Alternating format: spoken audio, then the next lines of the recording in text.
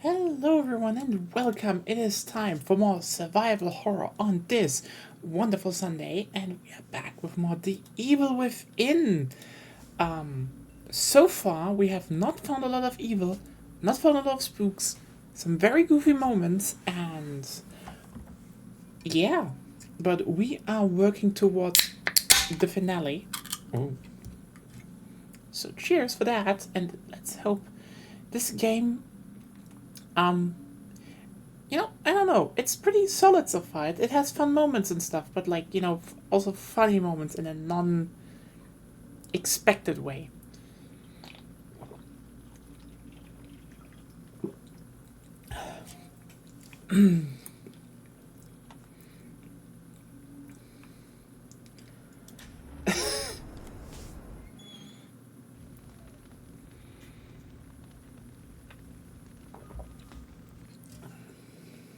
Thank God you're all right. How did you get here? It wasn't easy. At least I haven't had any more episodes. I wish I could say the same. Hey, I think I might have found us some transportation.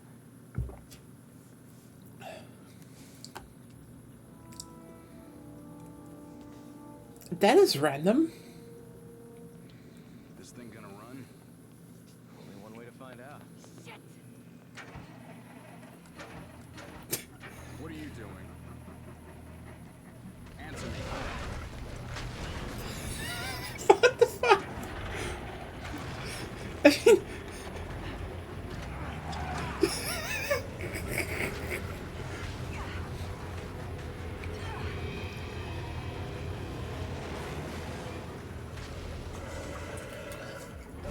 you know what? That thing looks gruesome.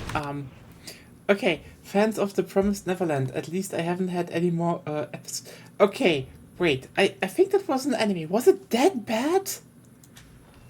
I don't know. I just don't know what it is about, and I think I will tune up the volume because the game has been not loud in recordings, I feel. Also, just listen. Having moments where the game is like, oh, weird, glitchy or stuff, but like, that was just straight up Shaun of the Dead.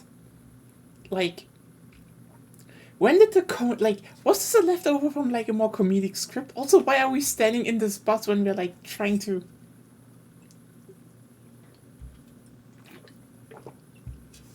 Wow.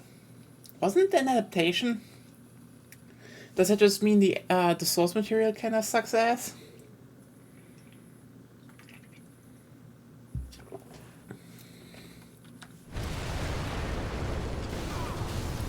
Also just, that bus should drive faster. Buses are not that slow.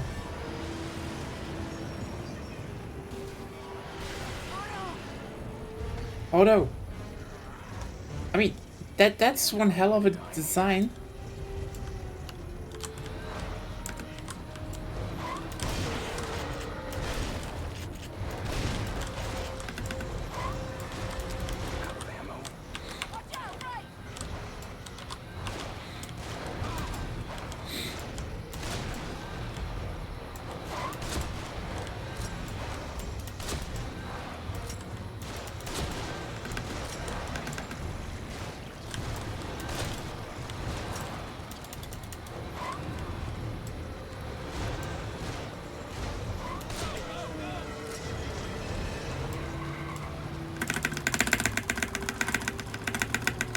Season 2 I mean, okay, that sounds like they ran out of time and money.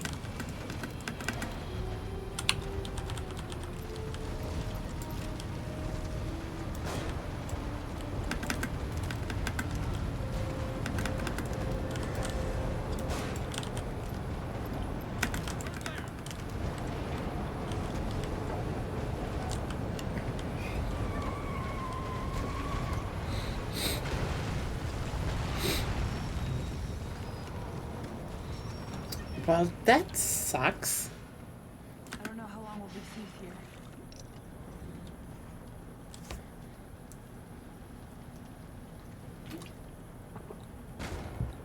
Now what?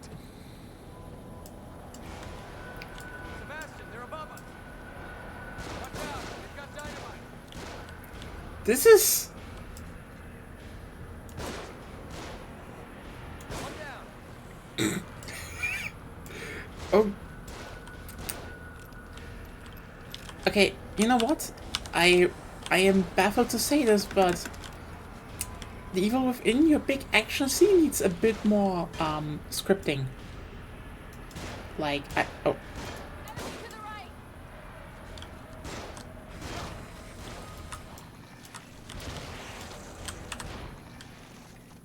Next. I mean, I know this was a new engine for them and stuff, but like, oof. Knife. I still remember that, Get to cover. They're shooting from above. God. oh fuck, there's one.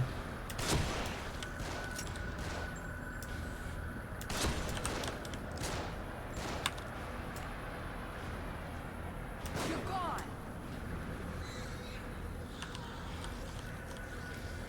And they compressed an absolute critical plot moment to a 2-second still image at the end of the finale. What the fuck? That sounds stupid.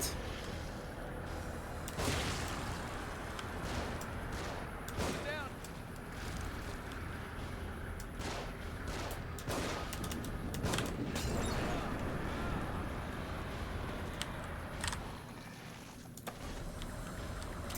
That definitely sounds like someone had... Too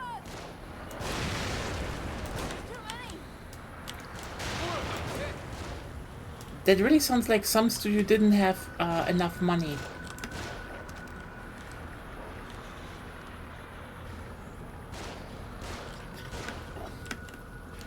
No, Goop Gang, we can't get to the goop.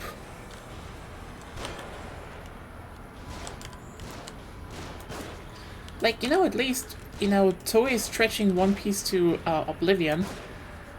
Ends with them at least having, some moments where you're like, yep, they can actually flex why the source material is good.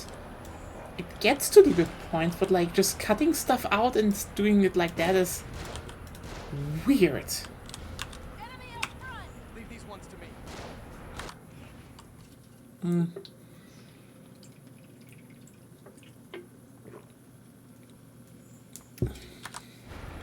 The fuck? Why?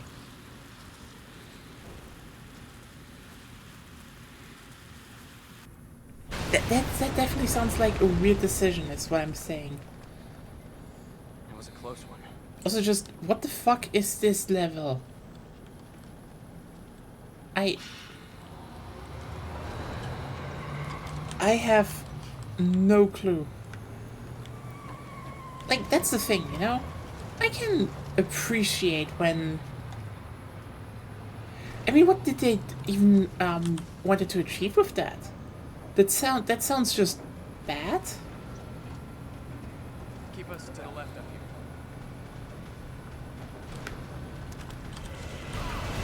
here. Oh, hello again.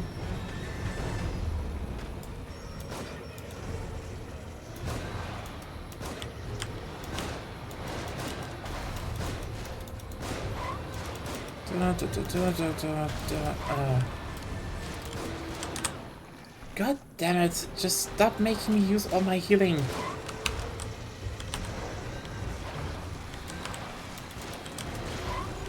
I pressed reload, damn game.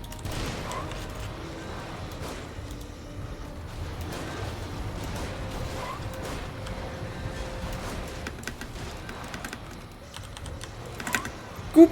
Hashtag Goop Gang. Yeah.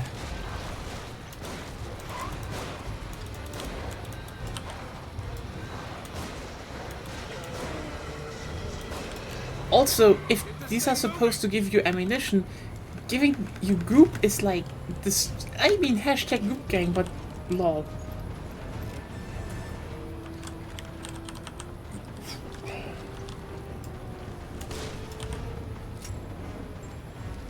This level is riveting, I tell you.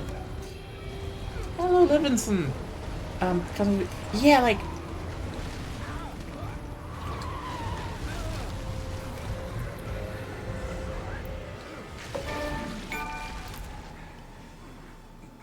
What?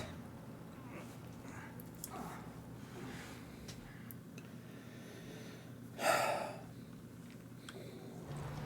are we heading, Joseph? I've got a theory. We seem to be moved around an awful lot, almost as if by someone's will. So it's nearly impossible to get any sense of the geography around here. But the light, Beacon Mental Hospital, it's always in the distance. This thing you found me hooked up to, I've seen it in more than one place. Yeah, so have I. It seems like it's the same exact one, but it's hard to be sure.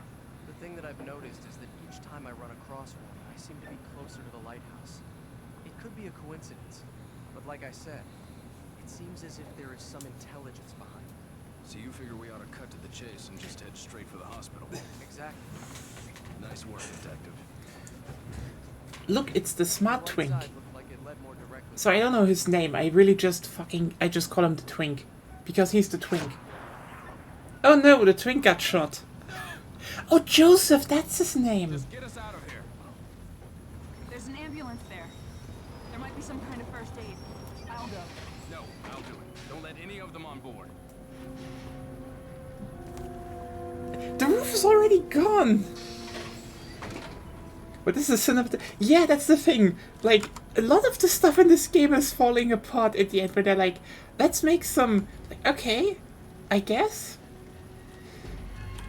Oh no, the twin got shot. This is not in between them.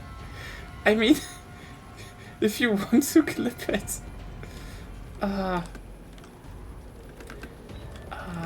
Yeah, no, upgrades in this game, Levinson, are made with green goop. So we're collecting goop. Hashtag we're the goop gang. And we're the hashtag goop. Oh no!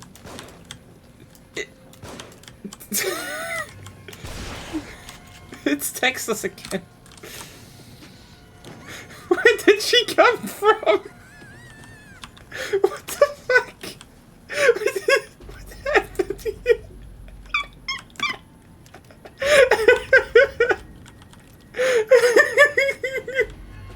What was that?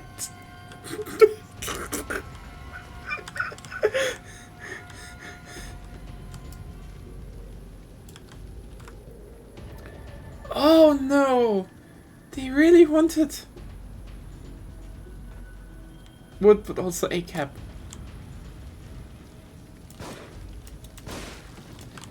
It is. Okay, let me be clear here. I really don't know what the goal of these enemies is.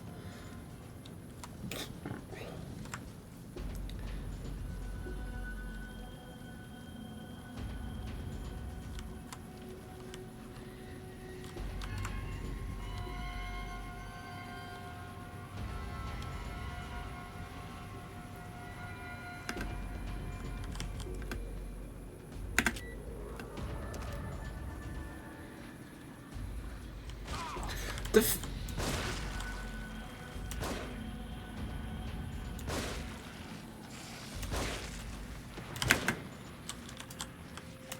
Out of ammo?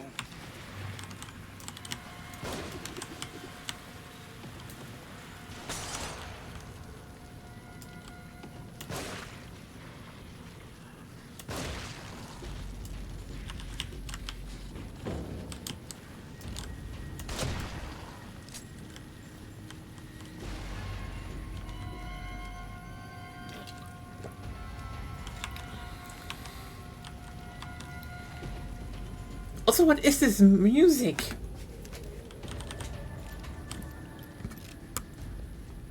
You hear that? I made it louder. Like,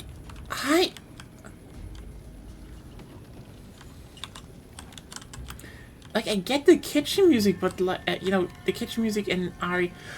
Oh, hashtag Goop Gang. You know, an original RE game, but like, the fuck?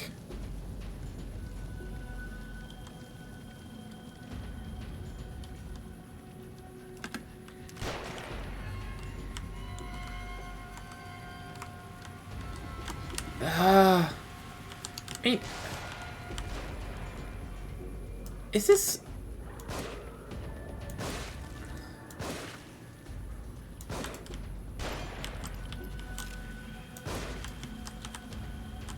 Is this supposed to be like that one RE4/RE5 level?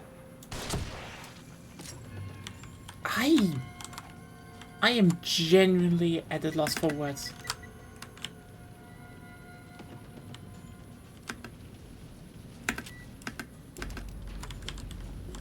So yeah, how was the week for everyone?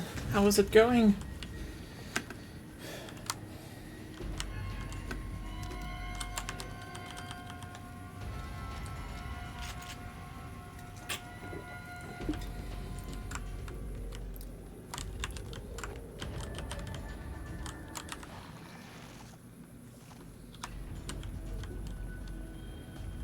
Oh, hashtag Goop Gang.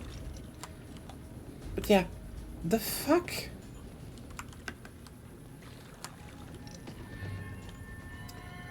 Like, really, two outstanding levels with, you know, in terms of cinematography back to back. Or is this still the same level? Is this still the same level? I don't know.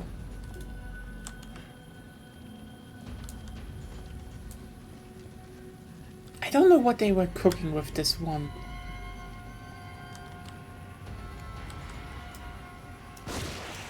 Oh, were they cooking?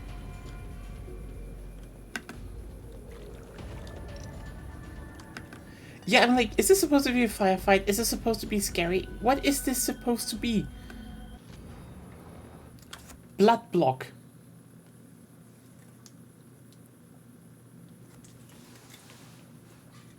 Ah yes, the new Minecraft update. You can now drain pigs to create blood blocks.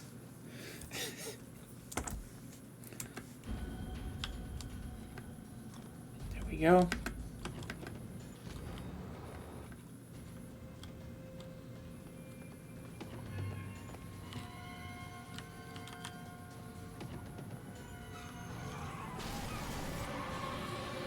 Why do they have military gear now?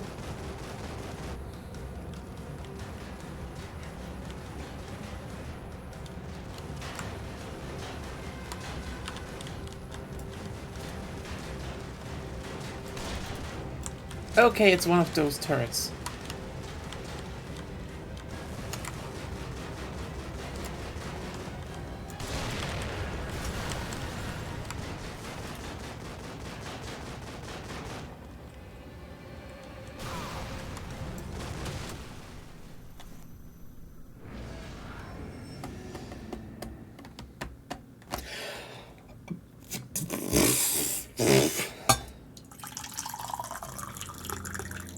I mean, I didn't do anything for against the spider anyway, so like, the fuck is this level? Hashtag game design. God. Honestly, I feel bad for being like, yes.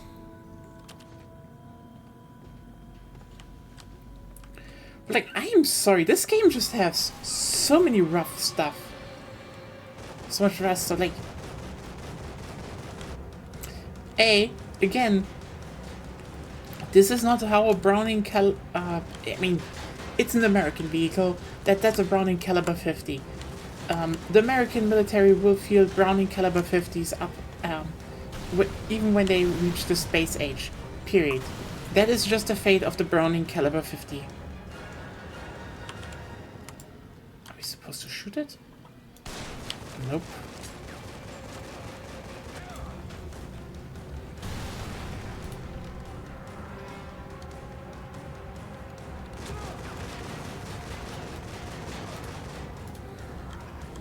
Oh, hashtag Goop Gang.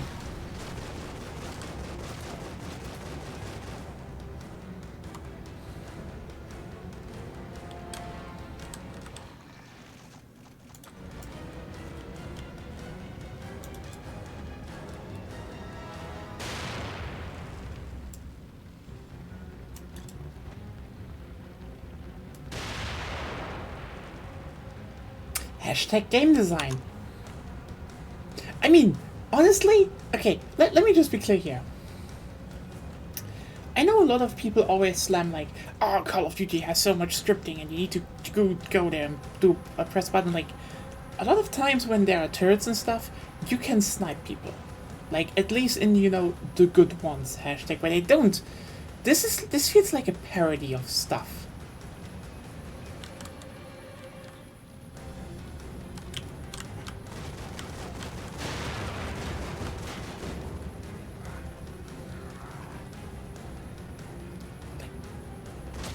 What am I supposed to do with this thing?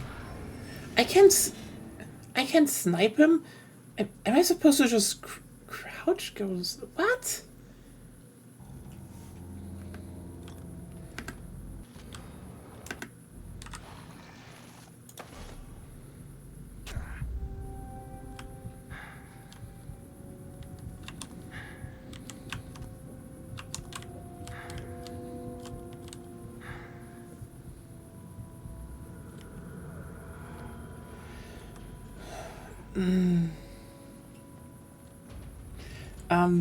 Fun fact, a macro fight which takes place around the year 3000, the machine gun weapon is said to use caliber 50 ammunition.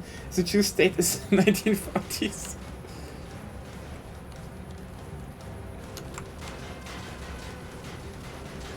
I mean, honestly, if they ever let me make you know, a Warhammer 40k faction, I would also sneak a Browning caliber 50 in it. Just for shits and giggles.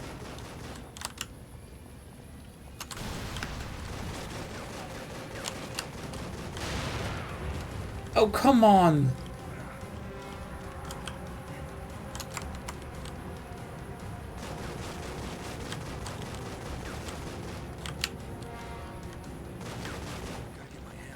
Oh, okay.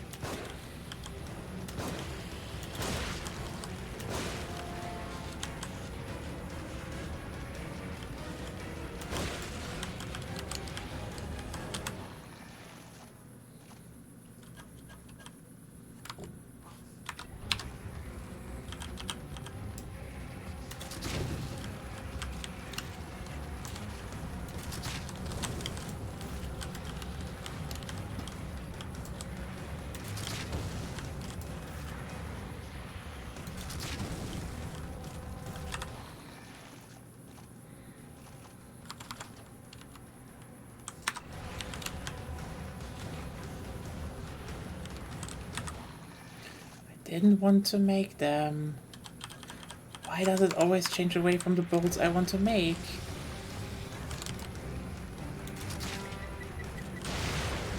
Actually, that's fine. Ironically, not enough.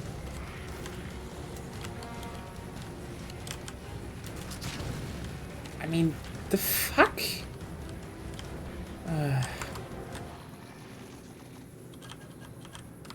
Honestly, the one bolt you use the most is always the one in the end then. That's the most fucked up Humvee I've ever seen. Yeah!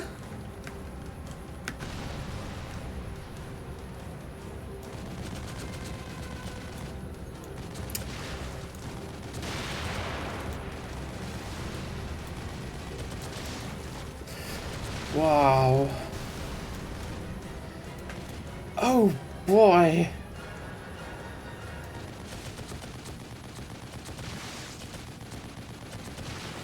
Can I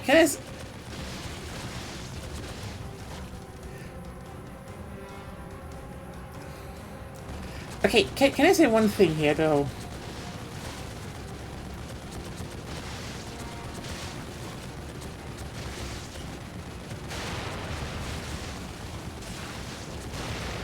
Wait, where am I standing even?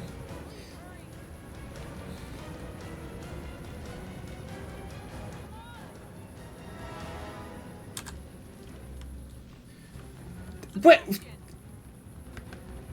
I should. It isn't.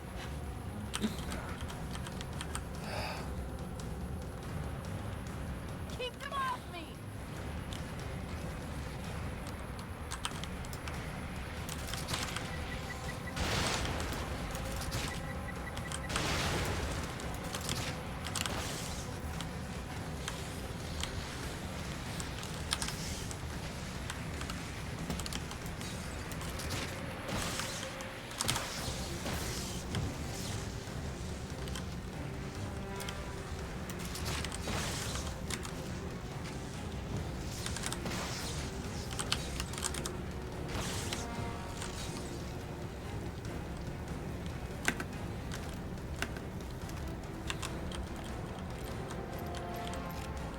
Hey Claire, yeah, the track bit is...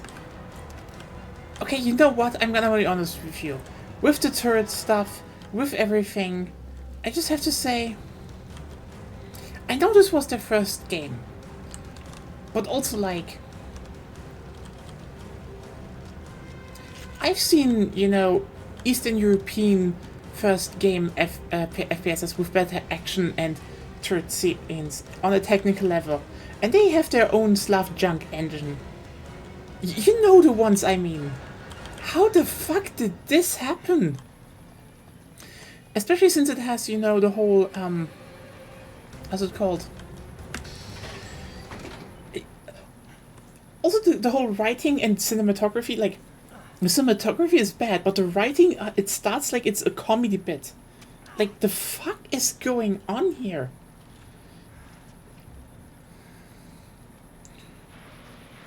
Shit.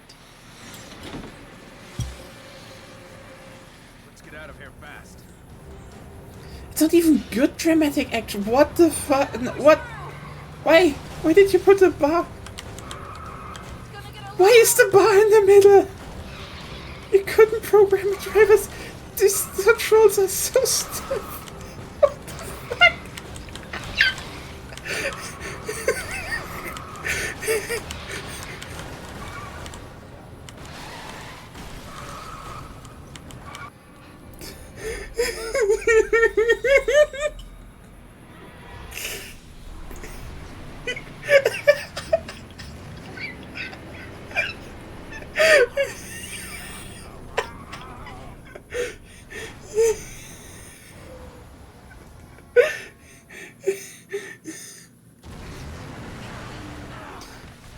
Okay, Lena, no.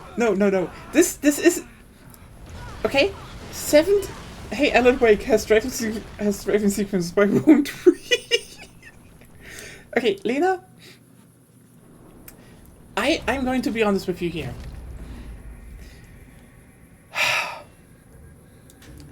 The seventh. I'm going to say stop that slander. 7th gen action sequence sections were better than that.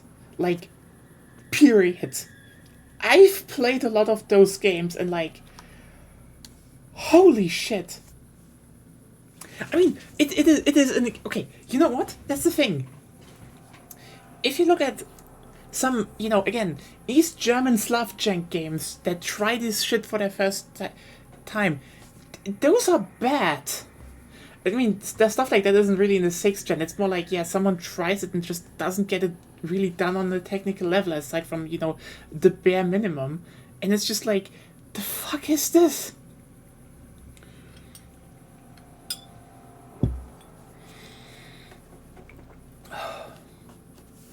God. Okay, okay, you know what? There's Slav jank, there's Euro jank. What is the Japanese equivalent to that? Like, I don't think we have any equivalent to just a Japanese game that is on the like the equivalent. Do we? You know what? Fuck it. Let's call it Nippon Clunk. That's it. We just experienced finest Nippon Clunk. Next chapter.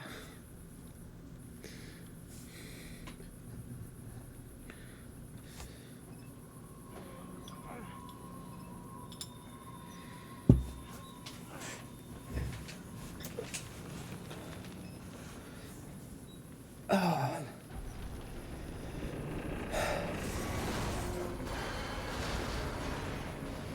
Jeez, this.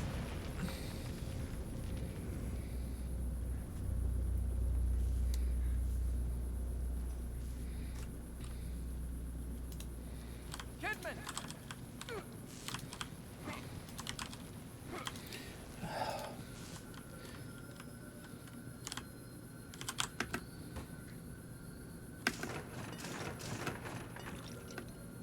Hashtag Goop Gang.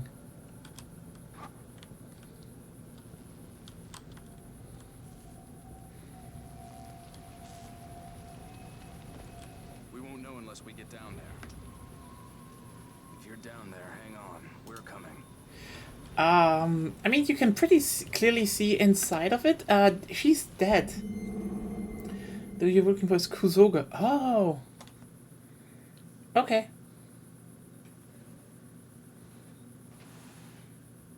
There we go. Ah. Oh, nice. Can we actually do shit here? Oh, nice matches.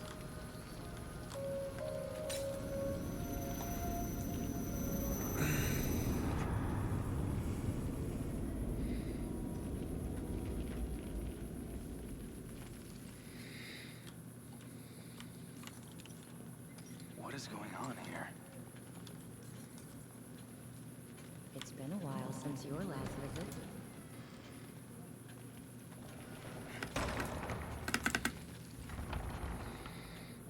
Okay.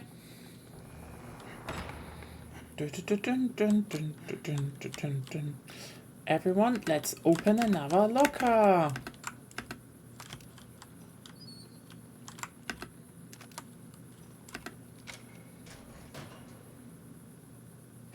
Hashtag Goop Gang We Ride. Kusugamo, literally shit game. 15,000. Woo!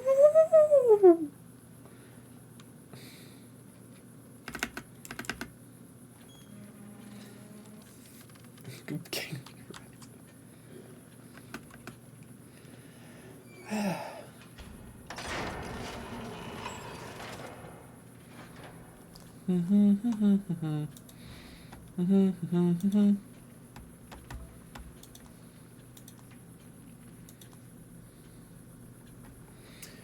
What should we upgrade? What should we upgrade? More explosive bolts?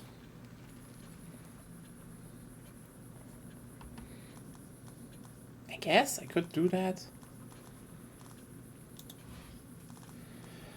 But I have more ingredient.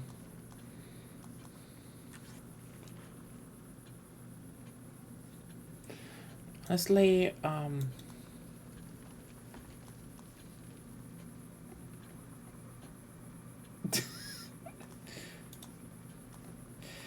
I don't think I will have Sadly's input in that. Criticals of shotguns. Let's do this. I forgot we could do that. Yes. And you know what? Yeah, let's do some stuff here. More damage, everyone. More damage. I mean, I hated that everyone, names their stuff after my girlfriend, but not after me. That sucks, okay? They should respect both of us, or just do none.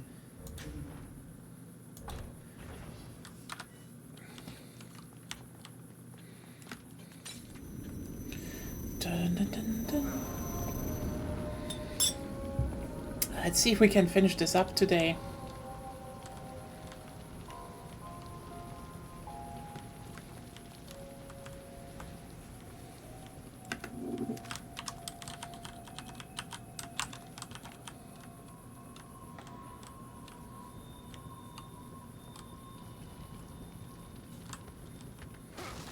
Okay, on hashtag Goop Gang, I would say, dear survival horror games, if you have, something where you, boxes on the ground, either make them tall enough that I can actually, hit them with my fists, when I just do the melee attack, or, make a stomp, like Dead Space. The thing most, normal people would do? Stomping things? How the fuck is Isaac Clarke more normal than all of you? Is that acid?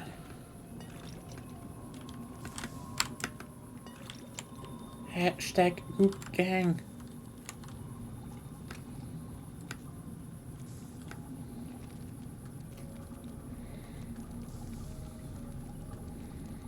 Yes, just fiddle with the gizmo. That is the stupidest trap I've ever seen. If there ever was one. You can just walk by.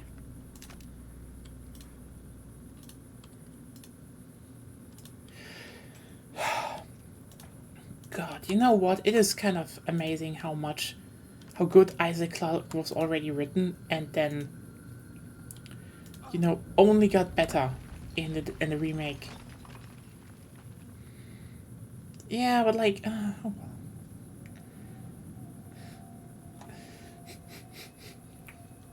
Maybe.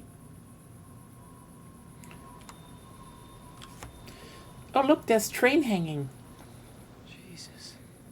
What could cause this much damage? It not being real. Is that a subway sticking out of the ground? Yeah, but look how it's positioned. If we can get over there, we might be able to use it to get across. Let's just concentrate on getting out of here. That sounds so cute. I wish I had a cat like that.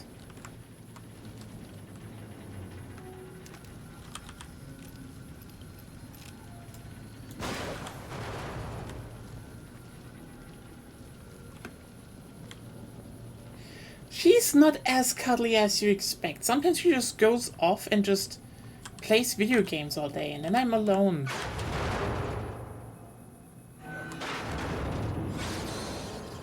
Great, you left the twink behind. No, don't risk it. You can think, you cannot act. I think I see another way down. I'll meet you on a lower level. See, thinking worked. Also, now we're alone again. Back to survival horror gameplay, I guess.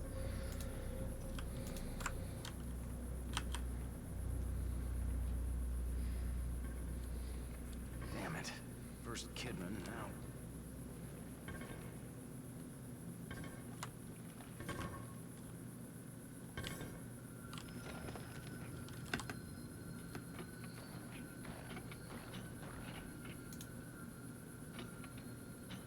Ah, yes.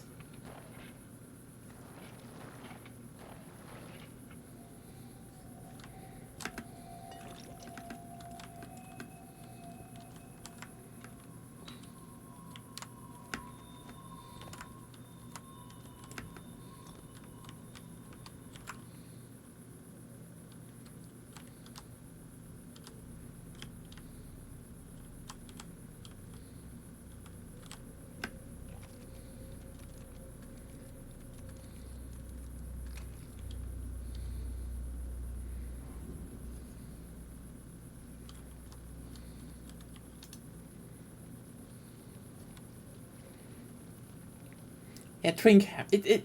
Sorry, I don't remember his name.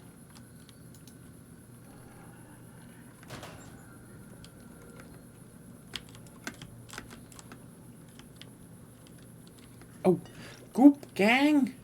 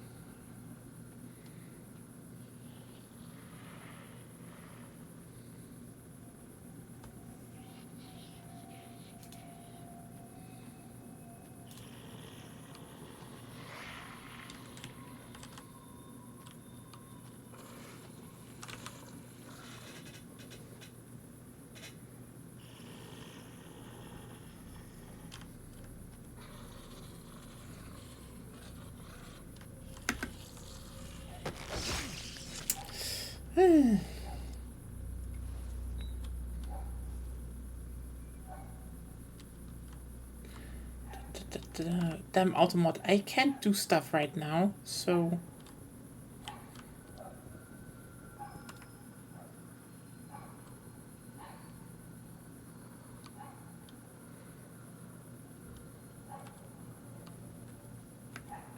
Hashtag Goop Gang.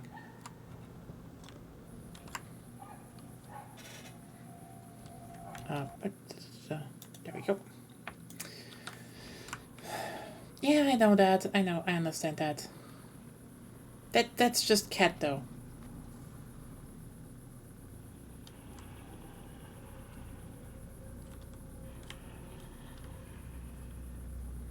Like.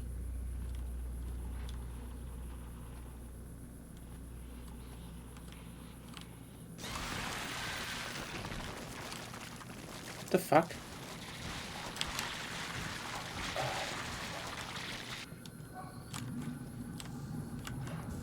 What is going on here?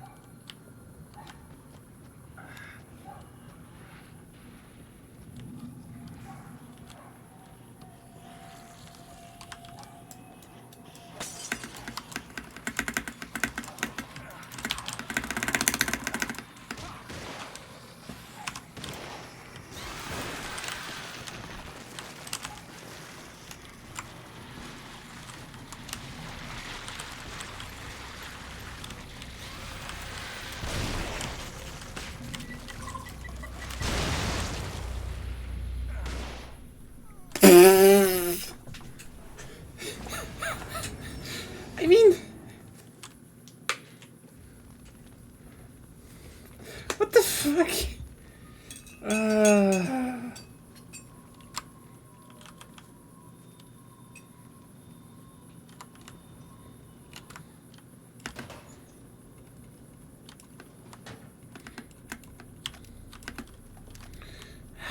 Goop Gang.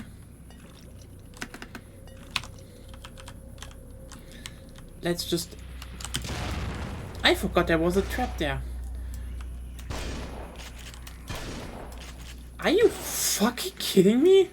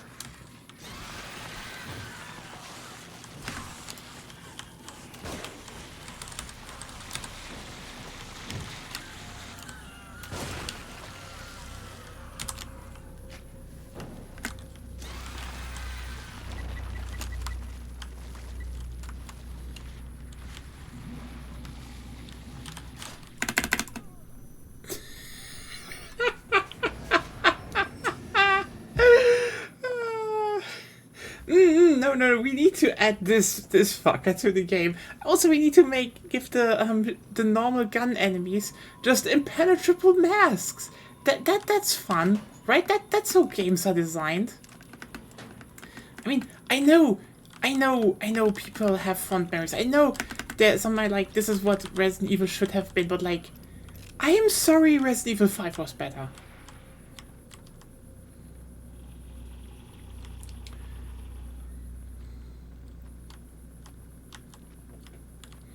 Like, Resident Evil 5 knew at least what it wanted to be and where it wanted to go with everything.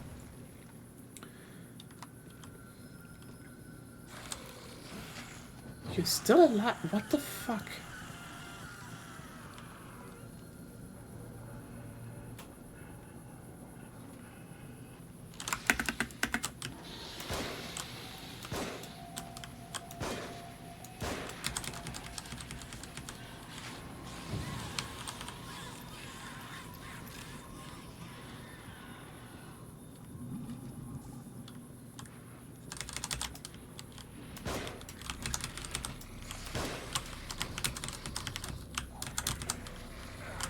Oh, come on!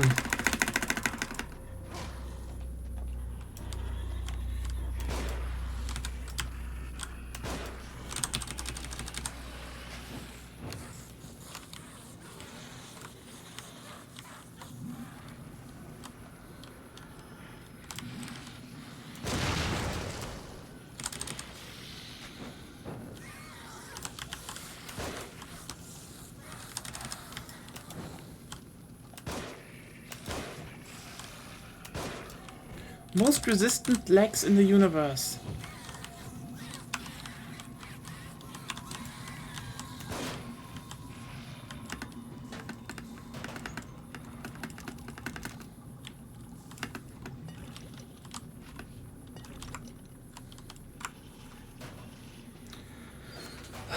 I guess.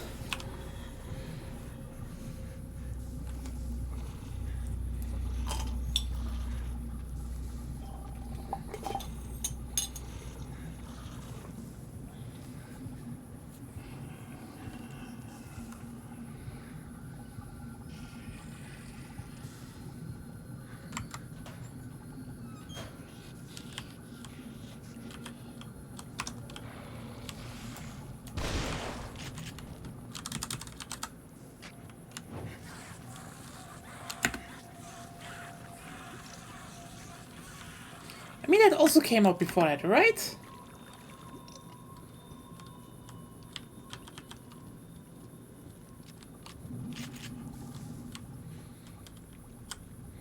Like, I mean, I know I did the joke with, I did a joke about that, but, you know, though we have The Last of Us at home, but, like, to a degree, this game has an identity crisis.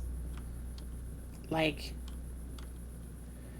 it wants to be Resident Evil 4, and that is, you know, kind of the core gameplay, but also does it want to be every, you know, every horror game of that era at once?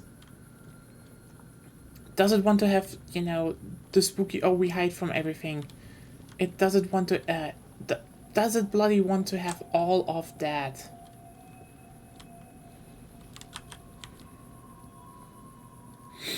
I don't know if it... Okay, you know what? Let me just check. Wait, you know, Alien Isolation has impeccable visual design. Alien Isolation was... 2014. It is later. It is later. Actually, no. They came out literally the same month. Oh boy. Yeah.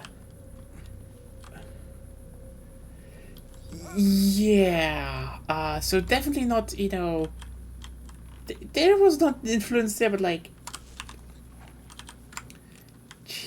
there's a reason, you know, everyone probably still remembers Alien Isolation. And that game had problems. Let me just be clear.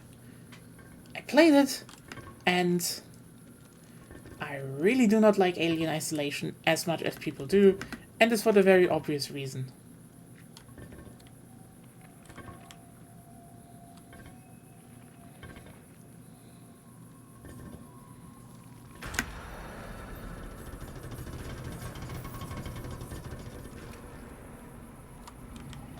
Oh.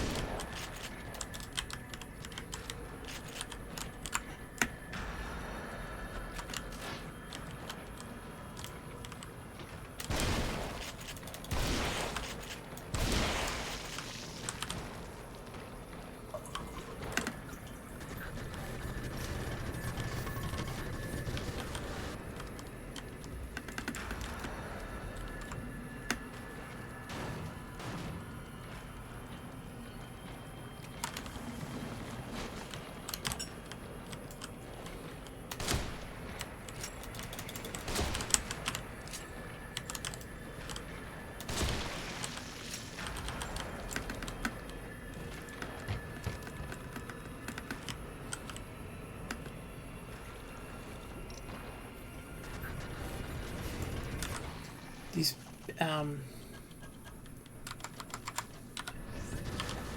just Fortuna. Honestly, the sad part is,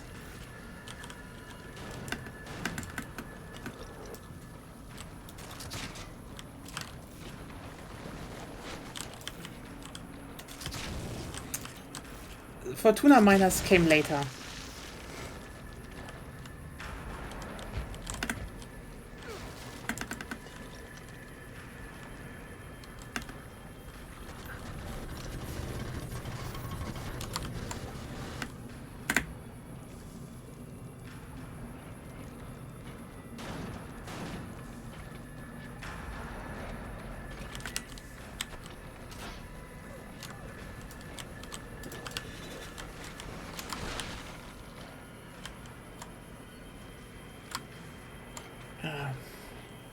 did we all... Oh god, you know what? Every time I see more stuff about Warframe, I feel like I should maybe install it again and catch up on the story, but like... I know people want to like talk over it, but like Nightwave was like the worst fucking update ever did, and I really do not want to go back if it's not, you know, at least scrubbed from the fucking game. It is so antithetical to the whole gameplay loop. I hate it with my soul. Kidman, are you in there? You could have seen her. There's no roof. Oh god.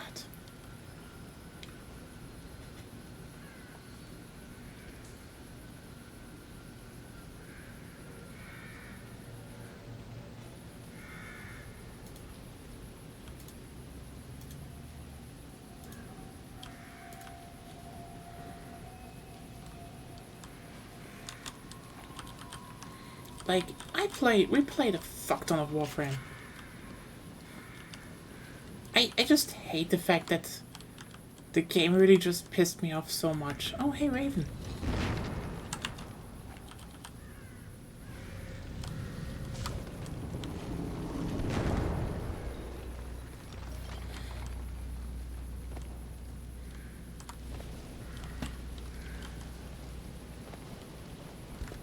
Like, that's the thing, you know? Ooh. This was just like... I don't know. The whole idea of having, you know...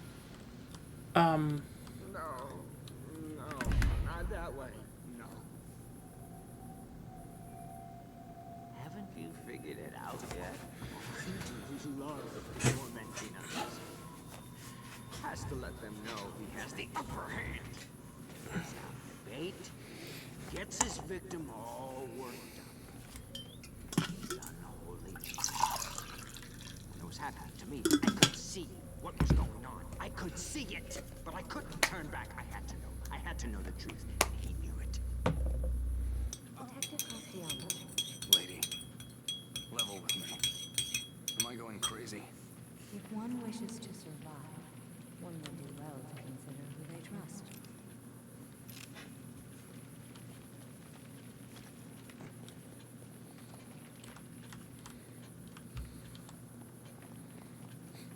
Are you in there? Are you on fire? I guess that's a question you can ask. You know what? I mean, I guess we could... Should we upgrade the damage of the sniper rifle? I mean, I guess. Or I could actually go and get some more health. That would also be neat.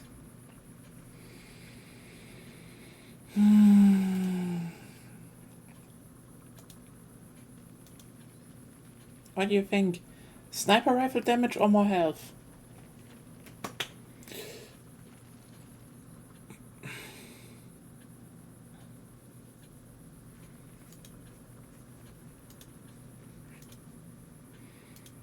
Health. Yeah, I guess we should get our health up a bit.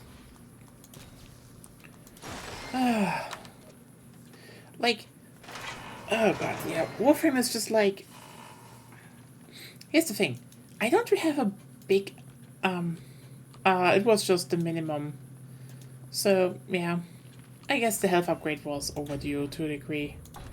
Sniper rifle was already pretty good. Like, the thing with Warframe is really, like, I don't have a general problem with the idea of, you know, oh, you unlock things by playing. Like, not that much of a problem, you know? Because basically the whole game is you do your own shit and the bars fill and you get stuff for bars filling. That was already a mechanic they had in the game. I wouldn't really have mind if they actually just implemented another general bar that would give you stuff while you played. That would have been actually good in my opinion. The problem was just, and I'm gonna say it, I did the first Nightwave one. This was, like, I know people say, you know, the Halo Battle Pass is bad. This one was worse. This one was straight up worse and people defended it. Like, I'm sorry. You had dailies, you had weeklies, and you have, like, I think monthlies. Just like, oh yeah, they just give, specific amounts of XP, and you have to, and it's the only way. And also you need to make specific missions, because it's a mission-based one. You know, the thing that everyone hated. Every single one person hated it. You know, some stuff that, maybe boosts your stuff, people are fine with that. That's what basically everyone has. I don't have a big problem doing, the 3 dailies in X-Defined, or, the weeklies in Battlefield. They're not a problem. They're doable, they're fine. But, like, the only way to progress being you have to log in every day and do a specific set of missions, that was fucking tedious. And then people are like, oh, but you could just ignore it. You know what? No, because in the first one they put the first Umbra former. I don't know, maybe you can get Umbra former now differently. I hope so, because honestly, nothing should have been in that fucking thing. And it just killed my fucking, like, again, this is the reason we haven't touched it. We had a clan, we had people, we grinded that game so fucking hard. Like, I've been playing Warframe before most people I know online said they got into Warframe. That game was good. We played a fuck ton. We helped a fuck ton of people get into the game. But Nightwave was shit. And here's the thing. Again, I don't know if they removed it, because that's the thing. The only way I can think they could get me back is if I know if Nightwave was removed. Because then they would have at least admitted it was a shit idea and even shittier implementation. I mean, maybe they have retooled it and it's just a bar that goes up through a general thing, because that's the thing, When I have like a weekly in a game like Battlefield or so, at least I get like, you know what, try this type of weapon, this type of weapon. Like, you know what? At least I'm just getting a bit of shake-up from, I will get this weapon to max rank or something. That's a bit of a difference. But Warframe is a game about your build and you doing what you want with it. You setting your own goals. And if the game suddenly is like, actually you have to do these skills, I'm like, fuck you. Fuck you. That is the antithesis of Warframe, and I hated it.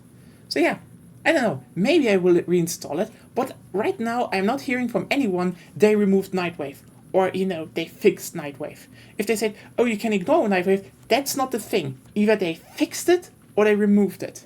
Period. Then I would go back to, playing Warframe, or streaming it even. Who knows? I streamed that. That was fun. Oh, Goop. Hashtag Goop Gang. Because frankly, if, Warframe was fixed, I would totally help some people get into the game again.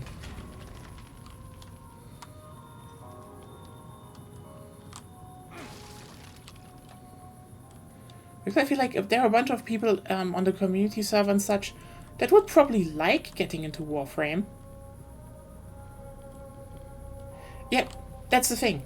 If I know it is out, I would get in there again. I would probably even ask if I could have like a semi control over the clan so I can help people if it's, abandoned again.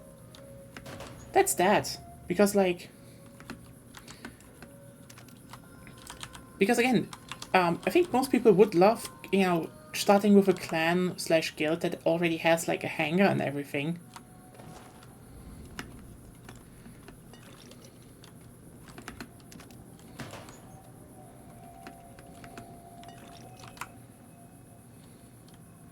War Thunder tries World of Warships. Honestly, War Thunder we actually get back because it's more like, it's not that we hate the game. It's just, War Thunder we just play in phases. Because then it's like, yeah, we have a phase and we play War Thunder and it's fun. Because the problem is there is no other game like War Thunder. We tried. We tried World of Tanks. It's not the same. It's like, you want tank? You play War Thunder. There is no other way.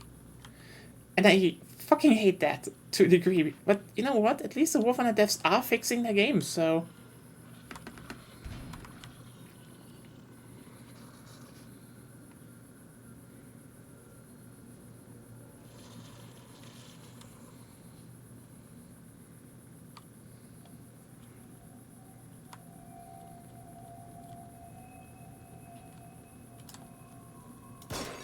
Oh.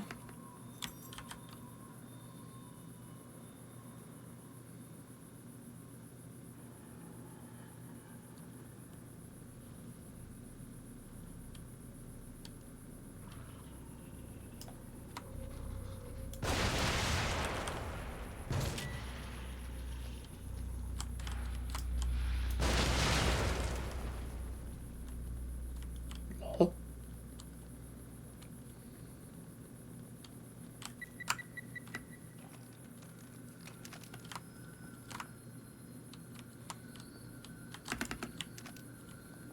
Hashtag Goop Gang.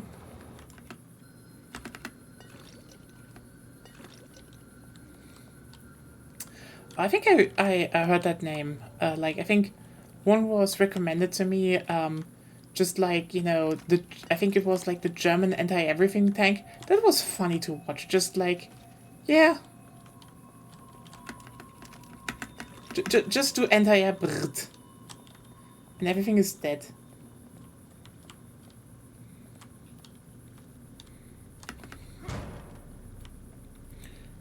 That's just the thing with Warframe, you know?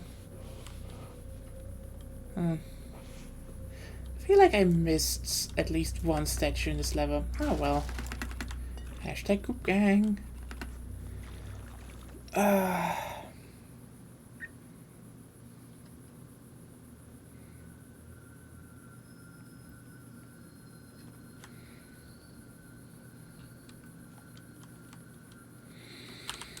mean, it is a thing with War Thunder. I mean, I think I got like a coastal fleet ship for free once. That was cool. The thing is just, I'd say honestly, I'd say War Thunder is best if you actually play it with friends. And you know, hashtag Goop Gang. You know, you play with friends on realism. Then War Thunder is just, you know, it's just this thing. It just comes together. I'd say. Like it's that kind of stuff that. Joseph?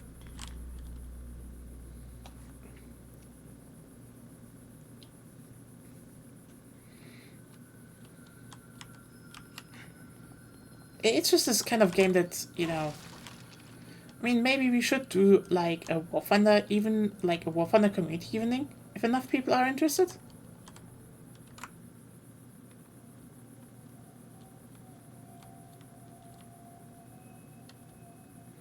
Because I know, I mean, at least, you know, Agonia and I, we're playing it. Like, we have it. We actually get the daily login still. Like, yeah, I know. You'd probably think, like, why are you getting the daily logins? I mean, they're free. Who cares? It's a click.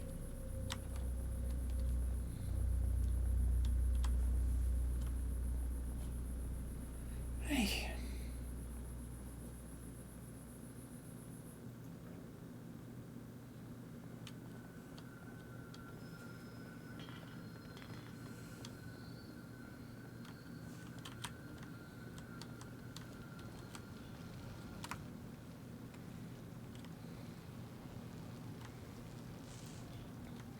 Then the question is though,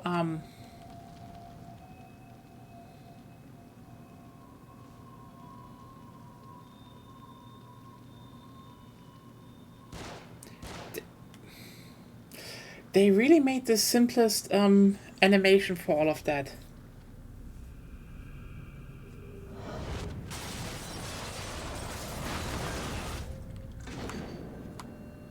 Oh god, now what?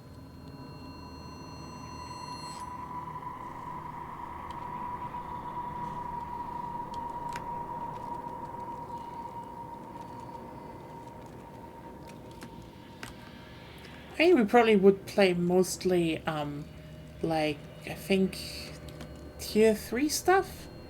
Oh, what was... Oh, hello.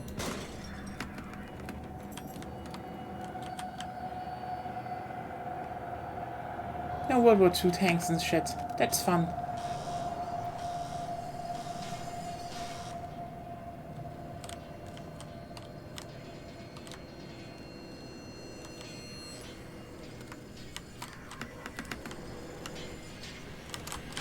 The fuck?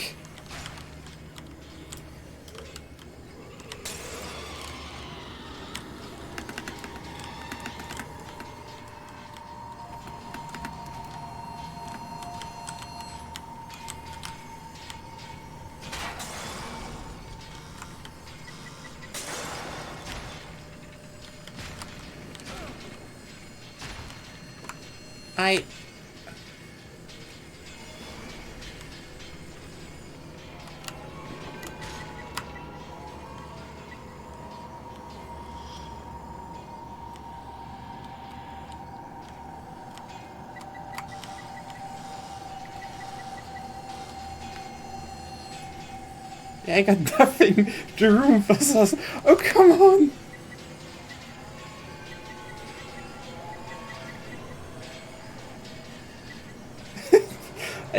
Yeah, this is literally Hell's Kitchen.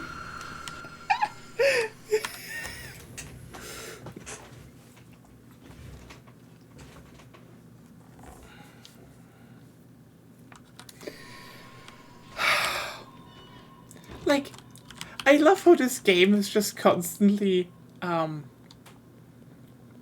something happens and Claire's like, yep, sorry, I really, like, I mean, I don't know how it is.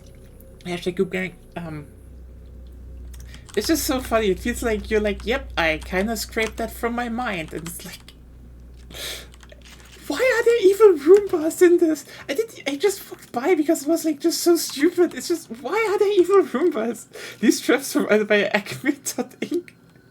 Yes, it's just the evil Roombas. Why are there evil Roombas? This was before Roombas, I think.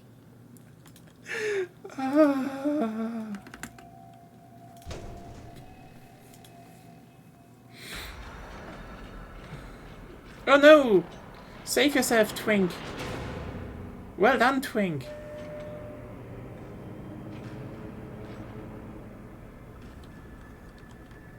You again?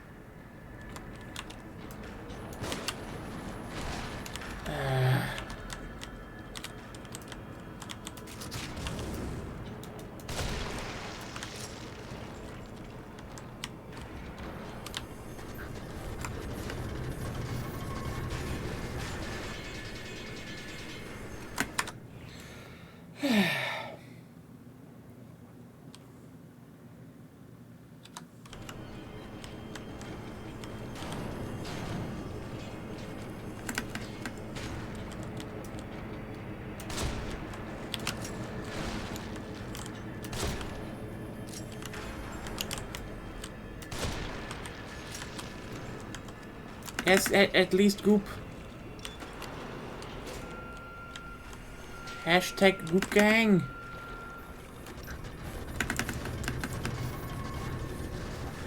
Okay, the Roomba is... Okay. Why are they evil Roombas though?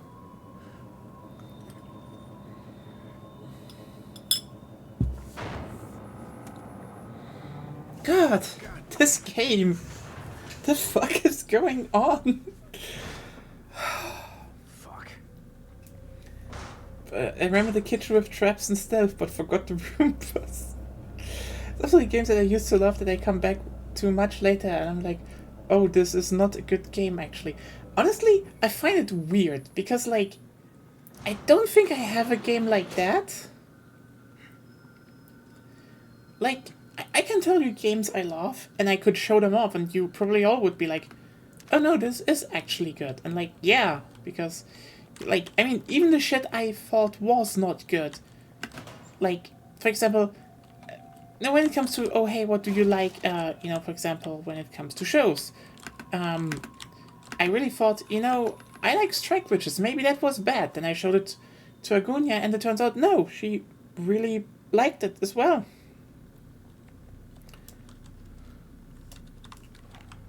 And it's like, okay. Turns out, gay witches that were actually gay, and you're like, oh, hey. That's pretty neat.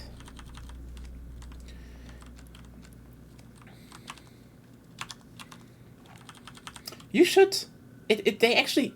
You should, like, the third season actually gets to the Neverlands. I mean, I don't think they're called Neverlands, though, in... Are they called Neverlands? Let me just check. You see, they all have different names for the nations. Like, Germany is Karlsland.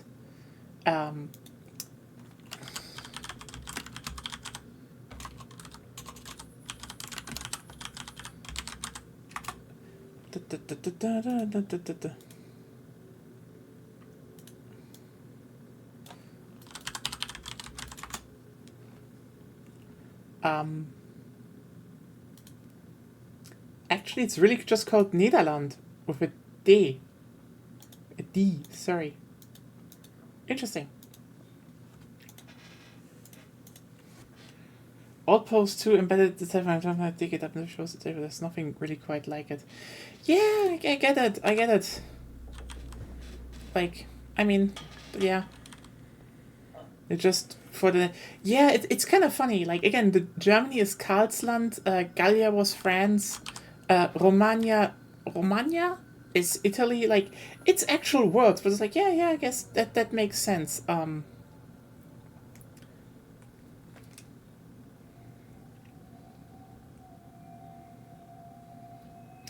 I say one thing? Can I do maybe a small spoiler though for the third season about the Netherlands? It's really just very small.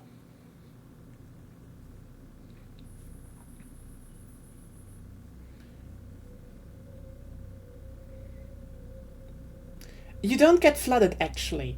In fact, I think the Netherlands is one of the few ones. Is actually one of the few nations beside on the European continent that didn't get invaded by the Norway. I think even like. Just very small. Yes, we know we're not a big country, but what is the spoiler? Well, okay, you have a queen and she's gay. Anyway. Better find Kidman. Just want to point out the Dutch queen fucked a French witch. She has taste.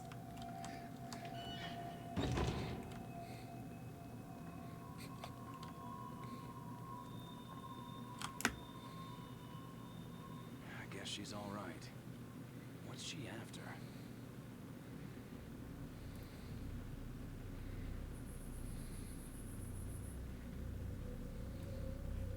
I love that she's just that she's getting built up as like, is she evil? I don't know. You don't talk.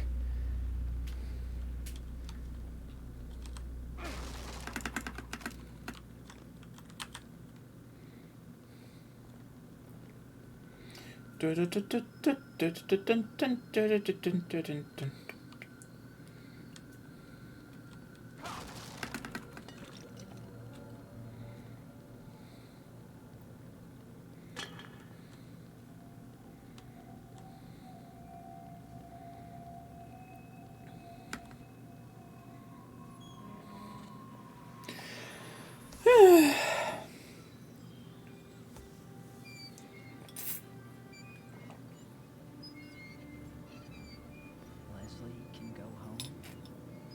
Can take the train all the way home? No, Leslie. Not today. You'll protect me? Yes. That's my job. Good. When I get home, they'll be surprised.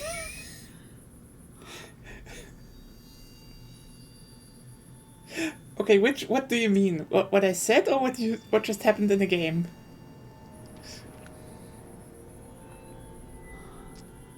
It's not your fault. I'm sorry. Stop.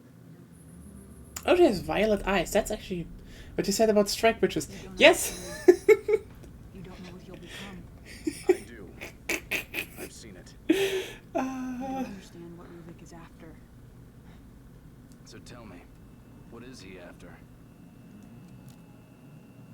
He's after Leslie. What, he needs to finish his science project? Don't patronize me. I have orders. I can't let him have this boy. From who? You all got thrown into the Matrix. You could have killed him outside. Great. You started the ADHD kit. Oh. Now the Twink has hearing damage. God, you're so incompetent.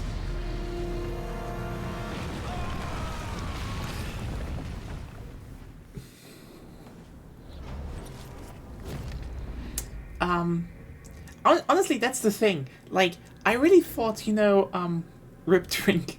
Rip Twink's eardrums. Here's the thing. Like, that's the weird thing about Strike Witches, I remembered it as, oh yeah, they do it tongue-in-cheek, but then, like, no, they're pretty... Damn it, with the Twink has hearing damage, we'll have to click and shade them now. Yeah, it's like... I watched the series. I'm like, no, wait, they are gay. They're just very explicitly gay. And then you're like, oh, I thought, the second season was like, yeah, they confirmed that one couple, and then the third season was like, well, let's just confirm all of them. I'm like, damn. You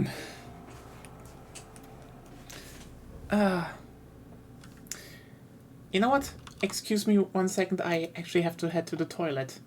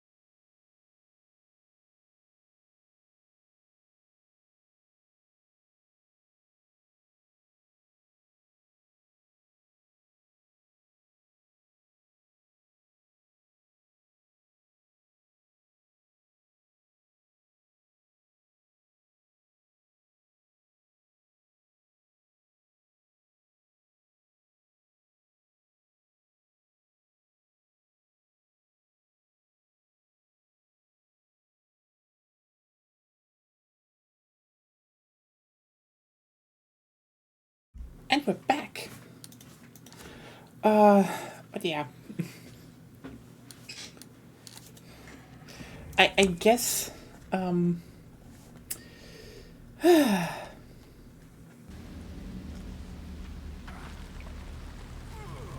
guess you do have to watch the series. Yes, I did.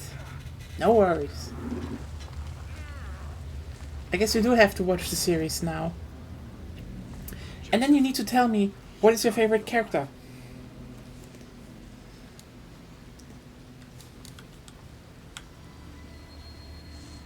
I mean, it's probably not like nearly everyone is like, oh hey. Group watch at the server, maybe. I mean, if we get enough people on board, I'd say. I mean, no. We also need at least a way for everyone to watch it. I think they are. It is on Crunchyroll though, so.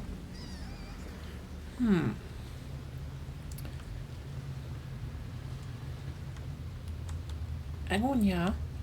Yeah. Would you be interested in? What the fuck?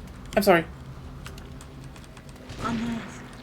It's Babyfreistoß! Sorry. Would you be interested in a group watch of Strike Witches on the server?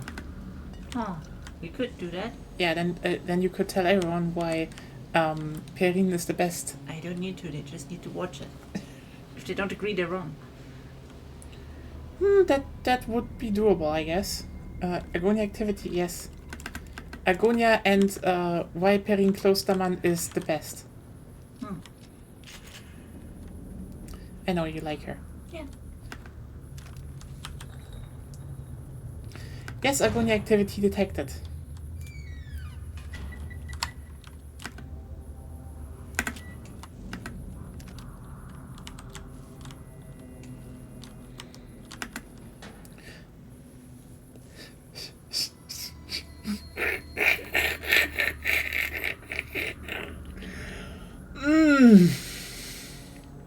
I know it gets spawned and probably is randomized, also hashtag group kicker, but that was goofy.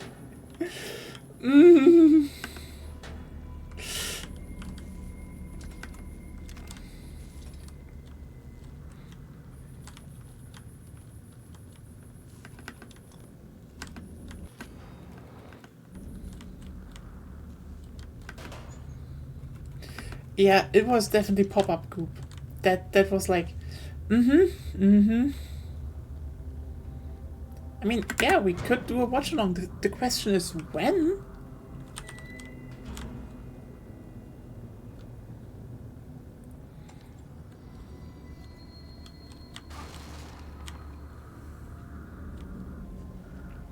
Ooh, it has a spooky toilet.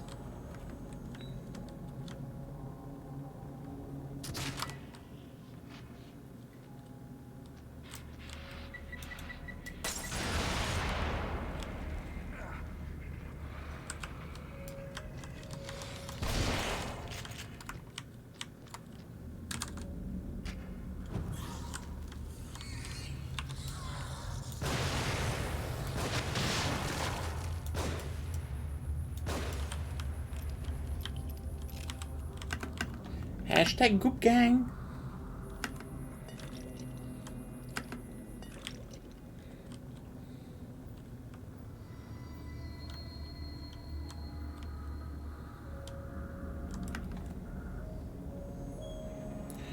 Yeah, that is definitely very true.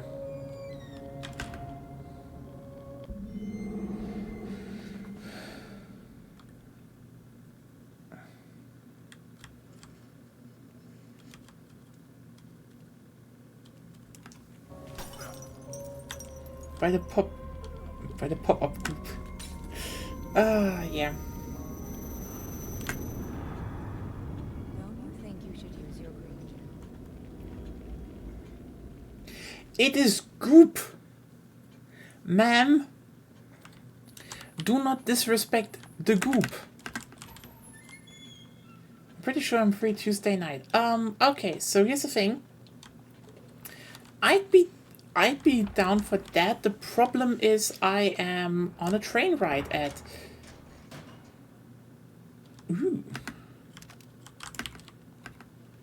on Wednesday. So yeah. For everyone who doesn't know, no streams until next Sunday. Hashtag Goop Gang.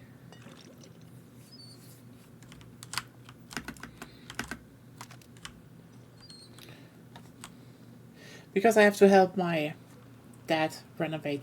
Ironically, if we finish this, we would need a new game on that Sunday. So, oh well, we'll find something, I guess.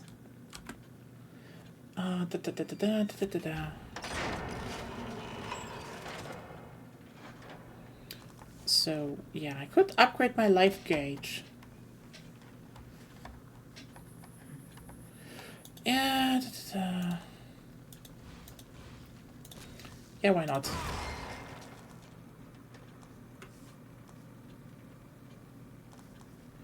The Evil Within 2, it's better, I swear.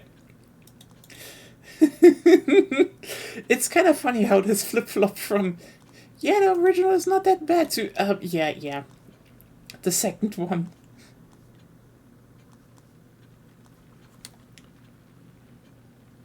I mean, okay, you know what? What's kind of series?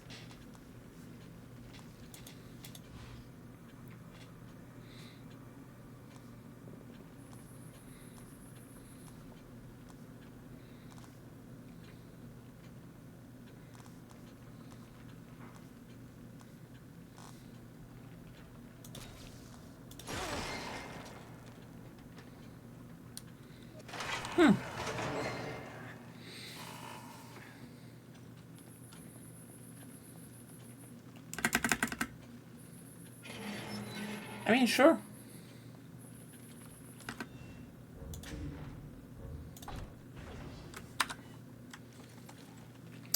Oh yeah, right, I just forgot.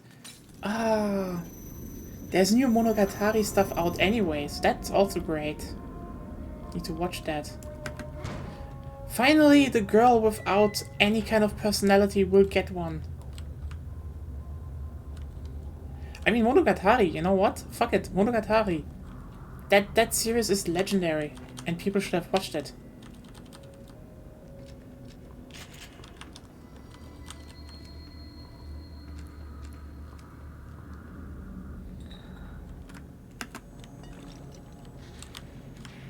Why are you here?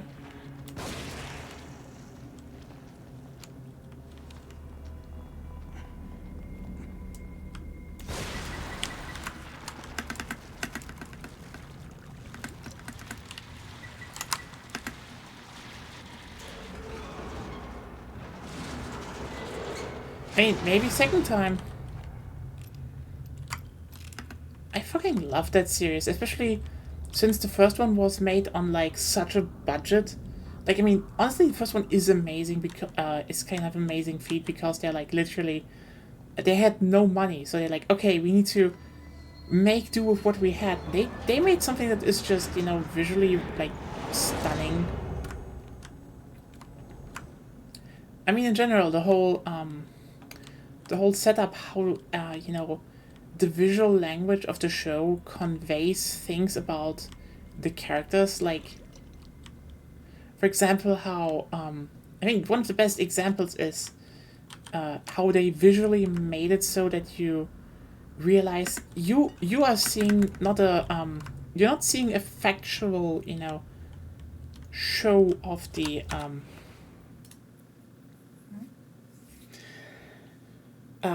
one of the main things is like that, you know, in Monogatari that you that they do is that to show you how it is basically a non-factual depiction of the world is that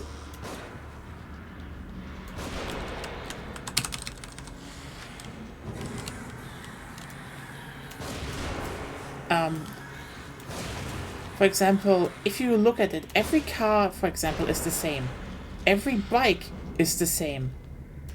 Except the protagonist one, because his bike is special. He likes his bike. It's his bike.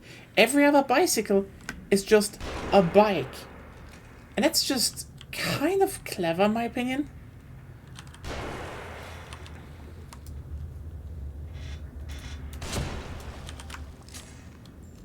But yeah, this whole setup of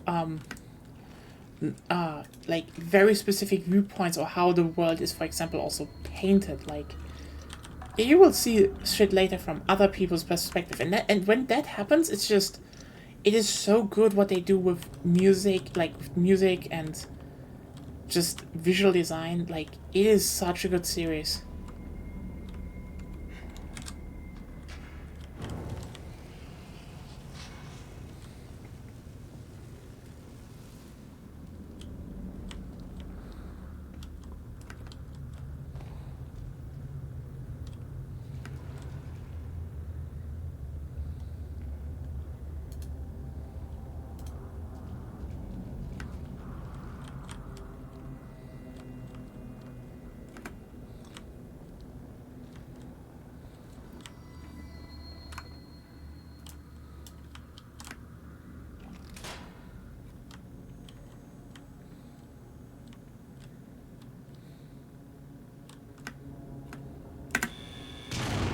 Oh, come the fuck on.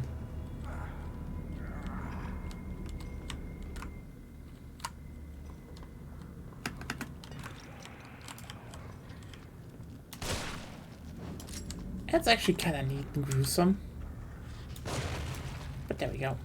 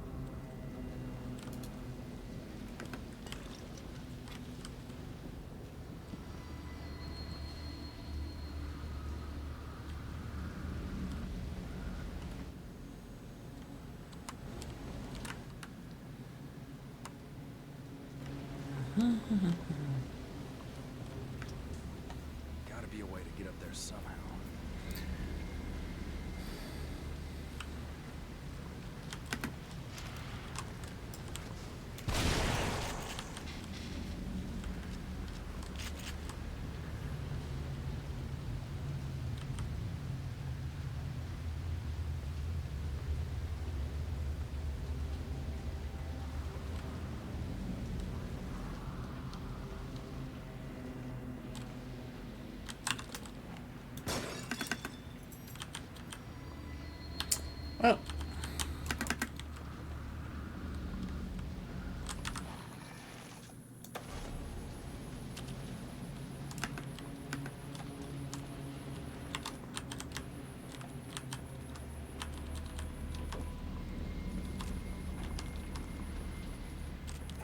what a good shows also. Yeah. Also, I think Monogatari is kind of actually a pretty perfect litmus test because, you know, it's one of those shows that are intensely personal and like, holy shit, I've seen people not get that point. That it's a series, you know, not only out of the perspective, you know, it starts with the perspective of basically a horny teenager and, you know, how the horny teenager sees the world and how he copes with stuff, and like, it is very intensely personal, that show. I mean, the books are also as well, and I feel like you can definitely see when people get that or when they don't. It is just kind of very fascinating. Also, just which characters people attach to, because I think the funniest bit is that there is a whole ass, you know, like, this is why I'm saying that it's kind of interesting to see about the new season, because it's about a character that by design does not have a character. And this is why I say Monogatari is such a great litmus test, because the thing is, she's such a great character because her personal problems and behavior cause like extreme problems, but again, one of the points in the story up until very much later is she doesn't have a personality due to good reasons. And people hold her up as their favorite character and just make shit up.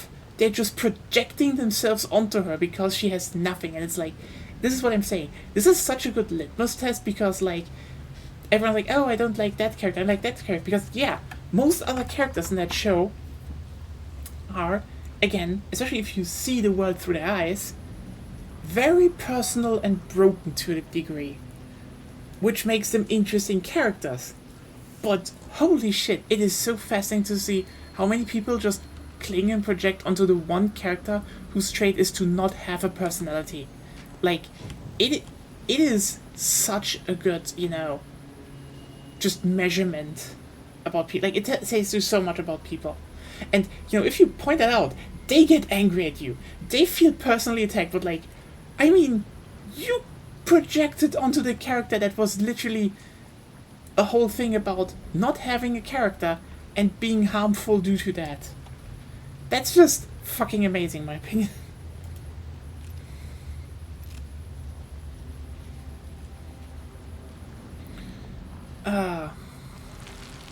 I love that show. Seriously, maybe I can get you to like it. Oh, it's a two-headed once again. Hello. It says high voltage. There's no high voltage. You lied. So we are back to very inexpensive level design.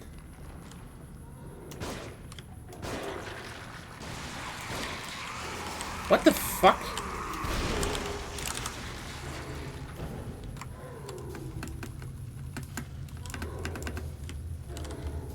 More like high voltage. Yeah, I guess.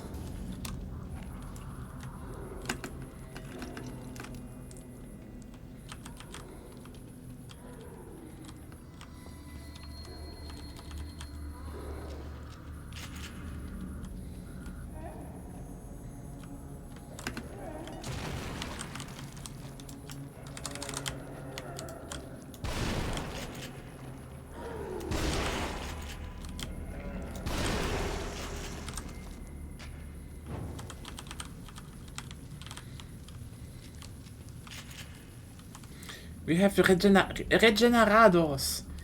You have to say it in a Spanish way.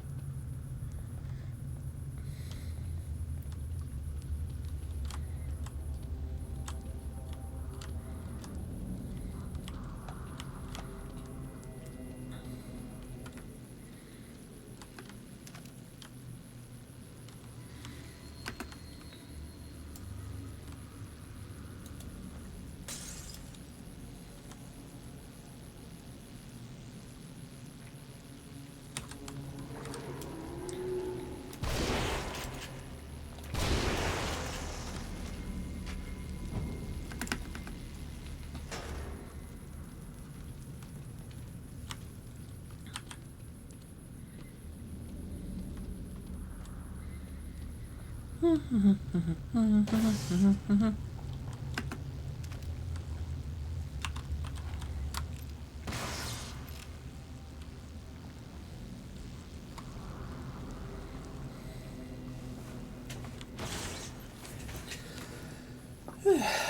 well. Oh, there it is. That's... Why are you even here?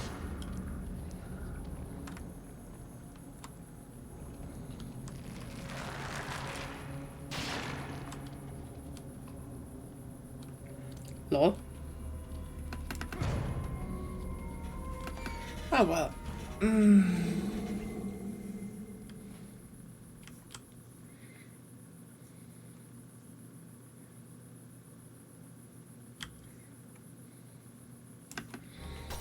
Ah, so his daughter, I guess, was not killed? Was it his daughter?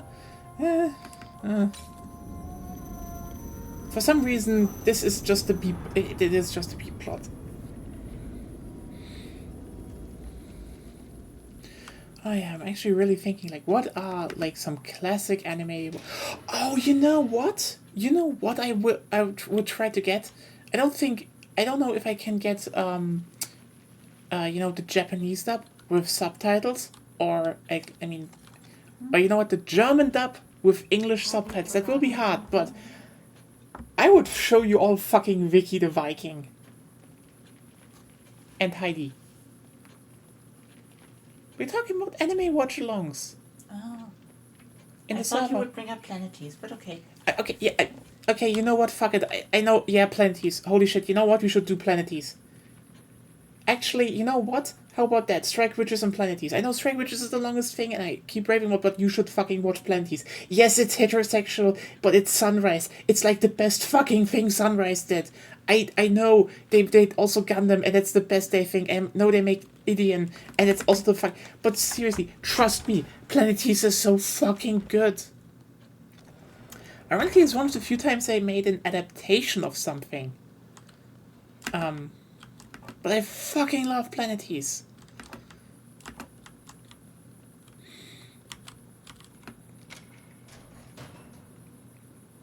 Hashtag Goop Gang. I think that one, I think it was actually an adaptation from, it was an adaptation from the manga. I was like, what did the mangaka do as well? Wasn't it Vinland Saga? I think that it was his one afterwards. But yeah, Planetes is so fucking good. Like, I love this show.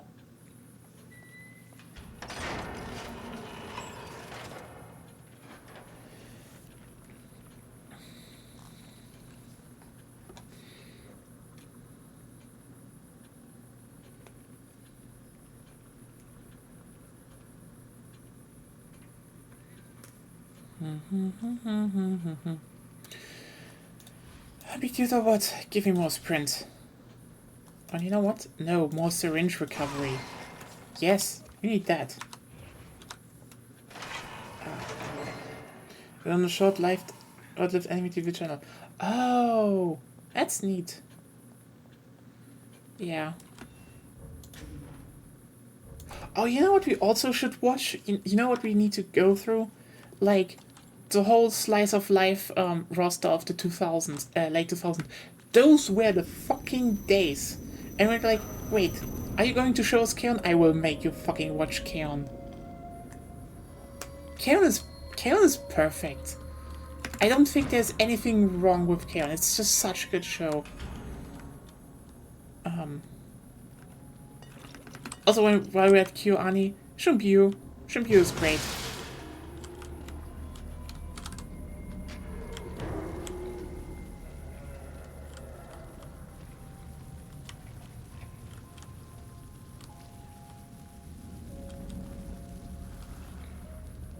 K-On is a classic for a reason, yeah. Like, Shunpyu is great because, they were like, huh, this is, but if you see anyone for K-On PFP anyway, you must run. Yeah, that is sad. That is sad.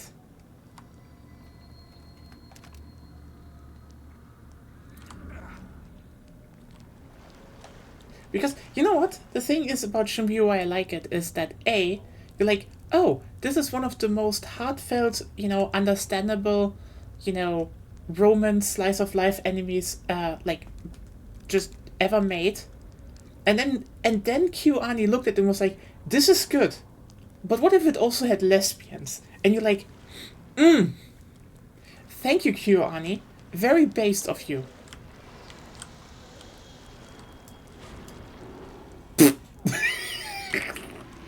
Obviously.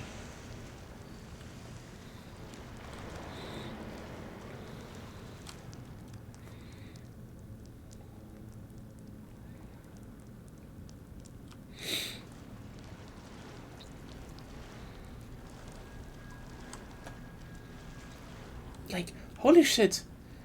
Slice of life romances just had like a whole fucking run during the late 2000s, early 2010s.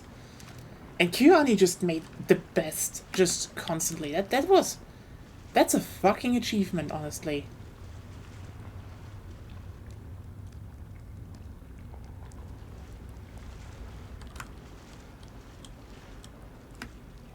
Oh, you know what? Also, if we're going through like shows I want to show all of you. Okay. Sakurazo. Sakurazo is like, I fucking love that show. The fuck is wrong with you?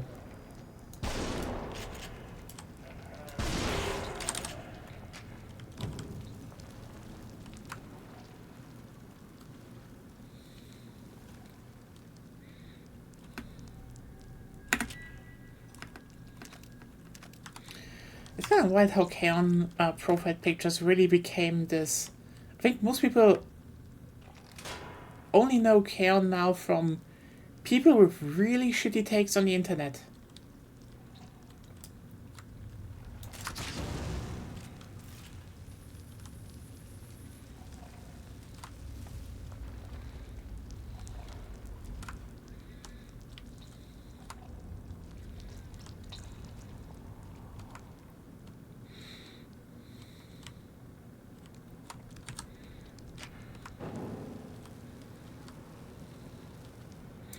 Oh yeah, Sakurazo is such a great show.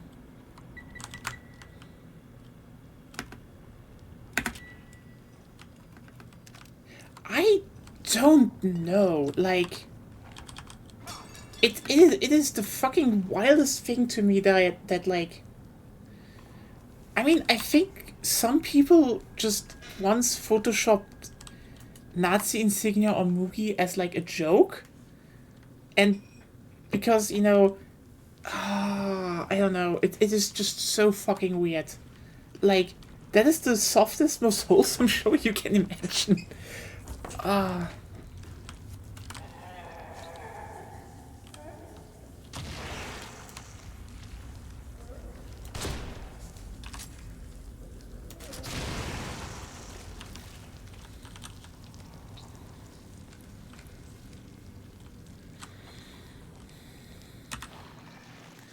I don't know. I think the difference is that, like, I mean, let's just be clear. Right around Gamergate, basically Nazis tried to attach themselves to every single bit of, pop culture they could know of. Like, remember, they tried attaching themselves to Tohu. And I think the biggest difference is just that, oh, hi, bot.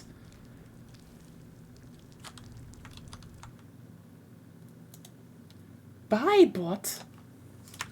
I think the big difference is just that I think the Kaon fandom, I don't know, maybe just moved on or, didn't care as much, which I fucking hate. Again, I love that show. I have all of the manga. Okay? Okay, I also have a Mio statue. And a Mio wall scroll. I might like Mio. Or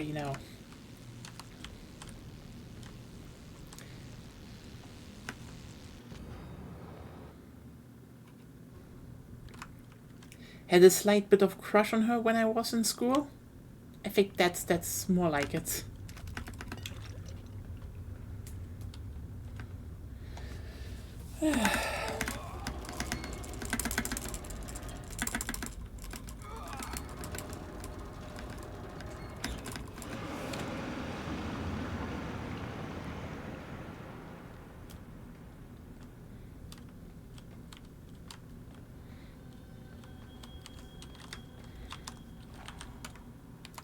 Yeah, I think that's the thing. They just tried attaching themselves to that, and with Tohu, I mean, with Tohu, they really almost ruined Momiji, and that sucks because Momiji is very cute. But again, the Tohu fans were just like, no, fuck you. And I think Kaon just never really fought back. I guess they just did different things. They moved on to different stuff, and then it was like, that's that.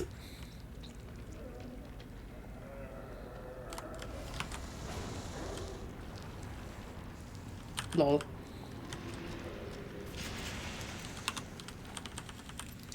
Then again, okay, I also saw people with really shit opinions with a Sakura Zo profile picture. That is also just, like, weird as fuck. I mean, maybe it also comes together because, one of the 4chan things where this originated was they all said, like, oh, look, I have autism, which is like, no, you don't have autism. You're just an asshole. And then they, just weirdly showed, they always, try to attach themselves to characters that behaved quirky, which is just weird. Ah, yes, the unbirthing door.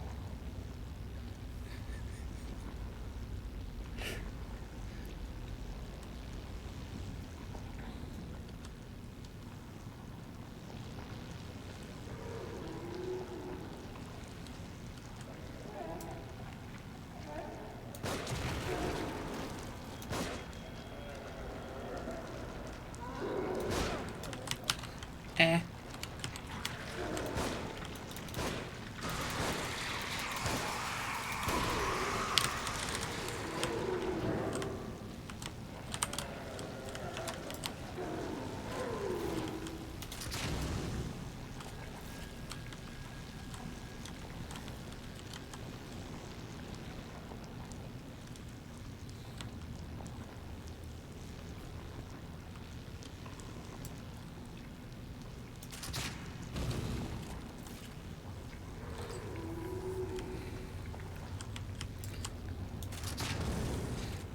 I think the funniest bit is that this is probably unintentional.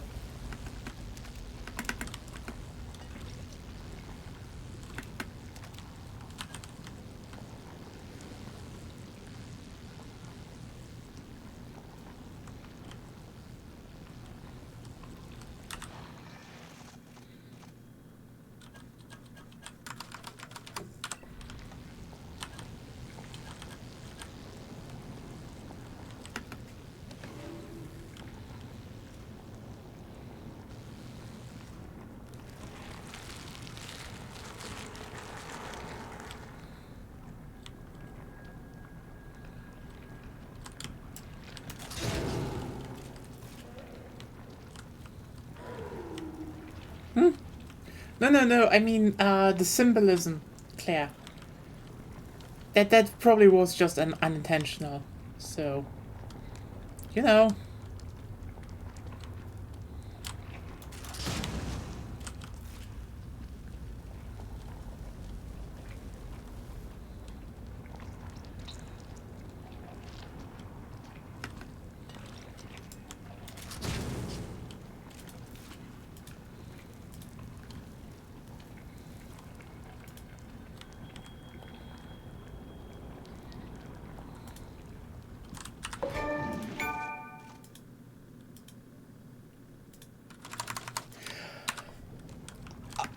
Epic Games, you really are ruining it with your achievements.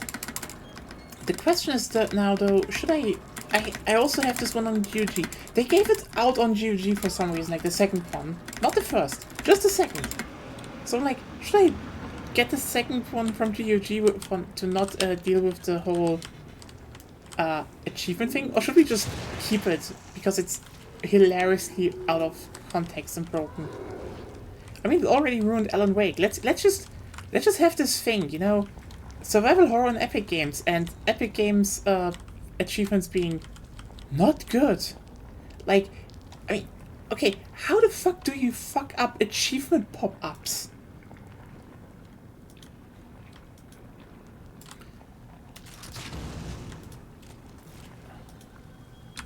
Yeah, like, Xbox got them right. I mean, okay, I would say the Xbox ones are too intrusive, but, you know, PlayStation got it right, Steam got it right, EA Origins got it right. Honestly, EA's launcher got it right. This is just kind of amazing if you think about it.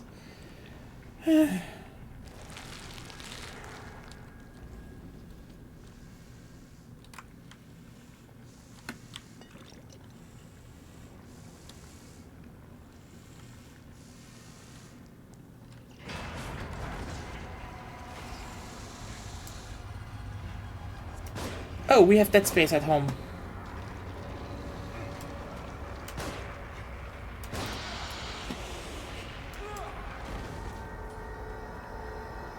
Which they shouldn't. It's not good. Steam, PlayStation, all of them. Just make them more subtle. Have I wandered into some kind of nest?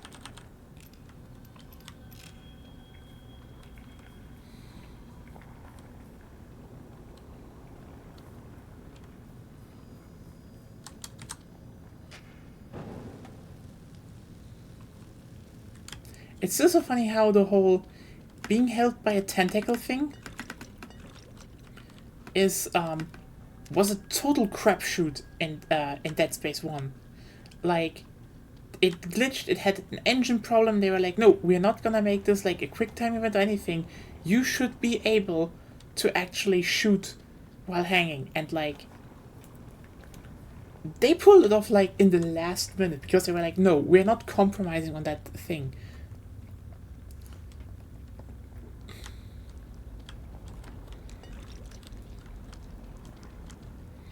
And now everyone does it. That has some kind of tentacle, I guess. And even then, just, you know... Oh boy. Lots of ammunition. Big area. I wonder what... And the save point. I wonder what is going on here. Oh, hey.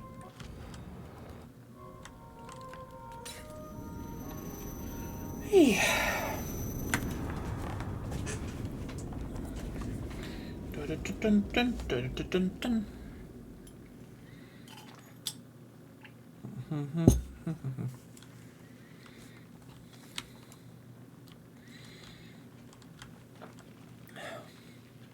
Okay, I guess we keep with the epic games. Bloober Team sound. It just adds, you're right. It just adds.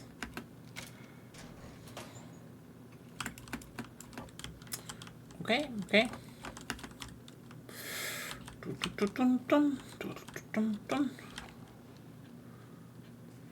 I'm sure it's fine. It definitely is fine. No worries here.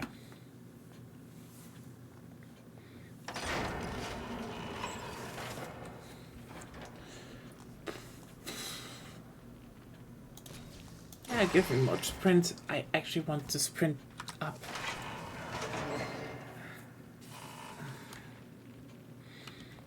Now I can sprint for 10 seconds.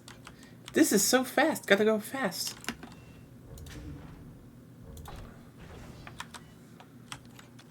Gotta go fast. Gotta go fast. Gotta go fast. Dun, dun, dun, dun, dun, dun, dun, dun.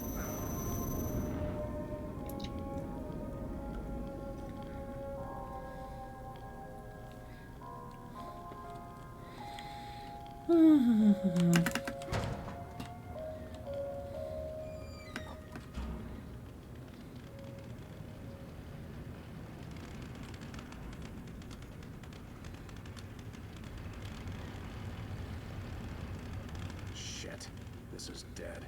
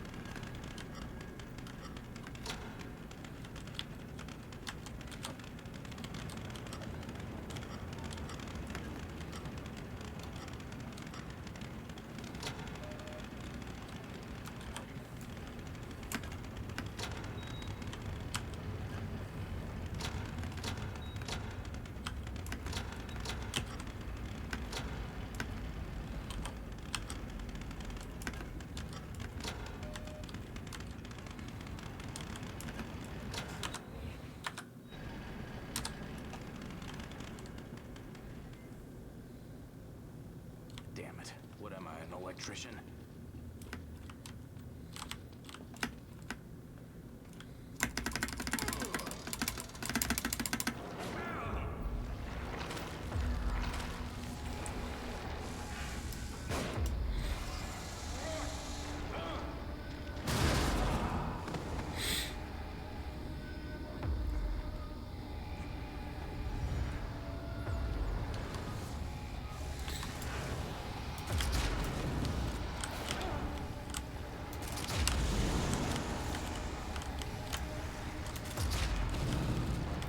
I mean, that's an actual boss fight, I guess. The fuck?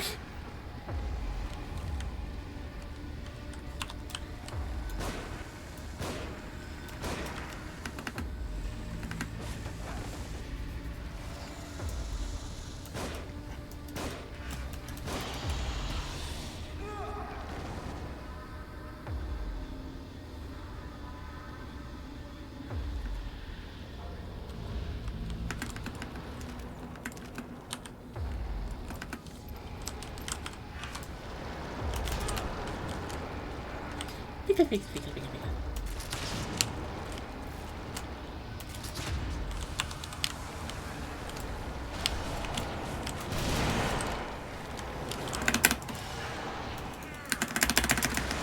Hello? Oh, we're back in insta-kill territory. Hashtag game design.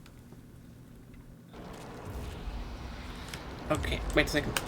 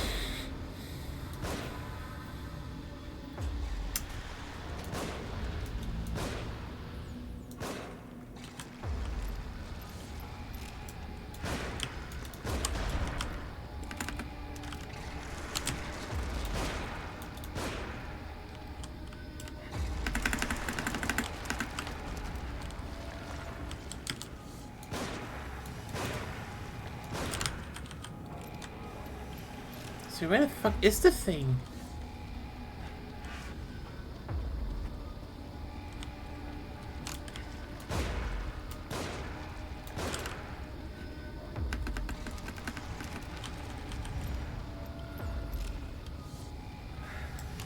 Hello?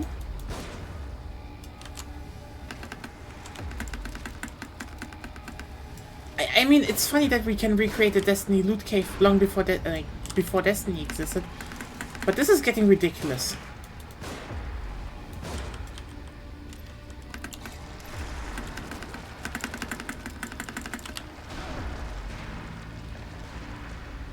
Where are you?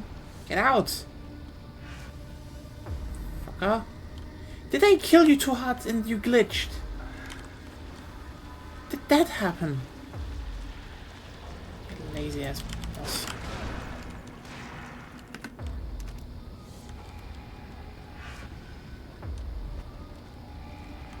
I think that happened. Oh, there it is. The fuck?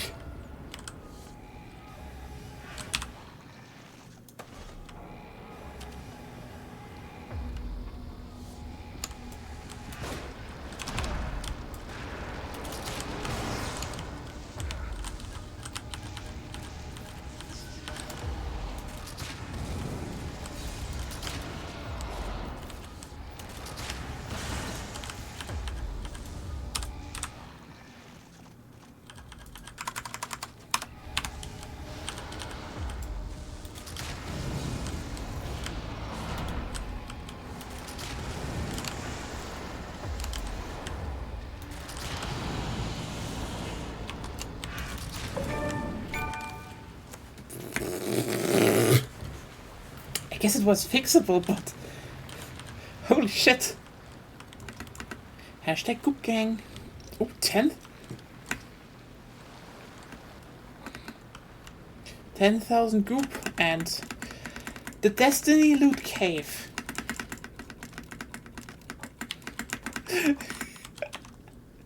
I should have upgraded my how much I could carry in terms of shotgun ammo because this is ridiculous. A perfectly balanced game with no problems.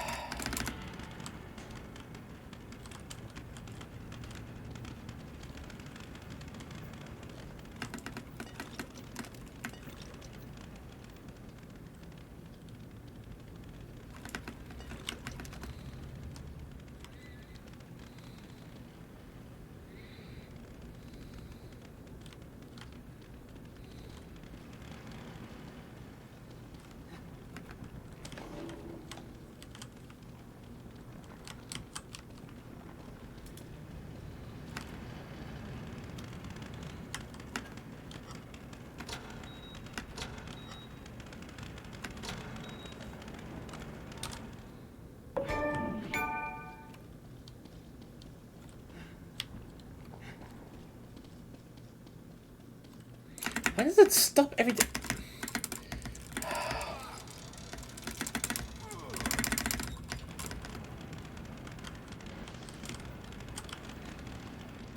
Ah, yes.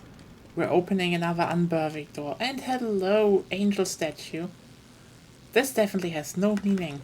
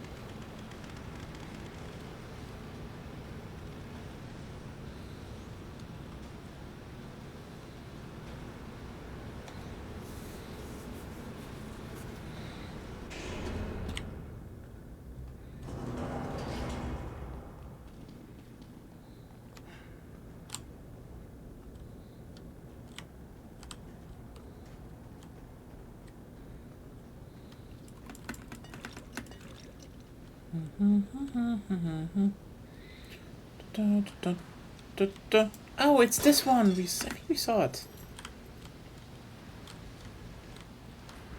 before. Wait, did we just do a whole fucking detour just to get here? I guess.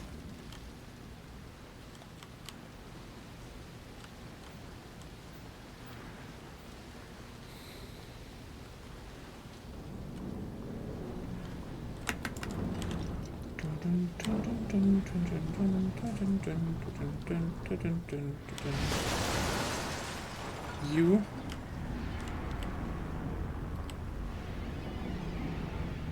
Okay. Well, really? That is the... I don't know what to say. This is probably the most cliche way of just communicating. Like, I don't know. Oh, I'm writing a, Suffer. Uh-huh.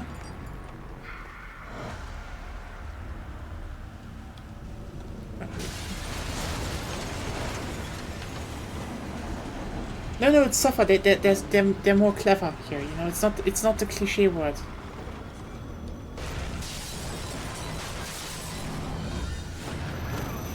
We have Uncharted 2 at home.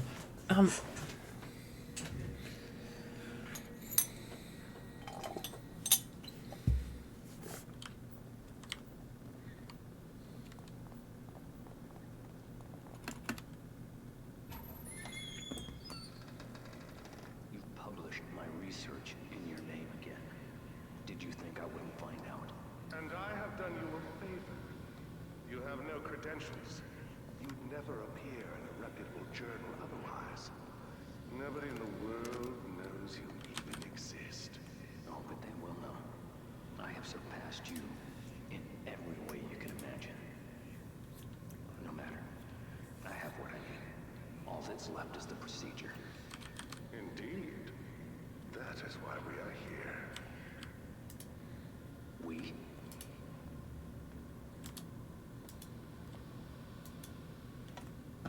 You wouldn't dare. You couldn't complete it without me. Precisely.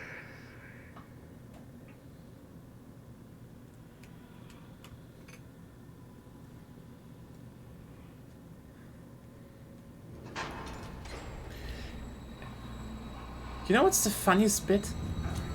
One of them is filthy rich. Trying to make me feel sorry for you? Like...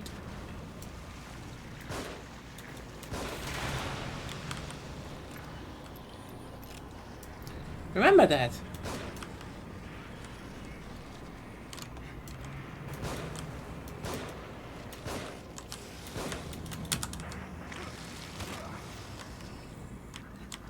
Like, you have no credentials.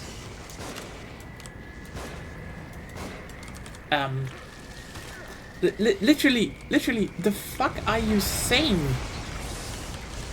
One of them is filthy rich and actually invented something. No one would listen to him. He just needs to talk on Twitter. You don't even need to be smart to be acknowledged on Twitter. You just need to be rich. The fuck is this storyline?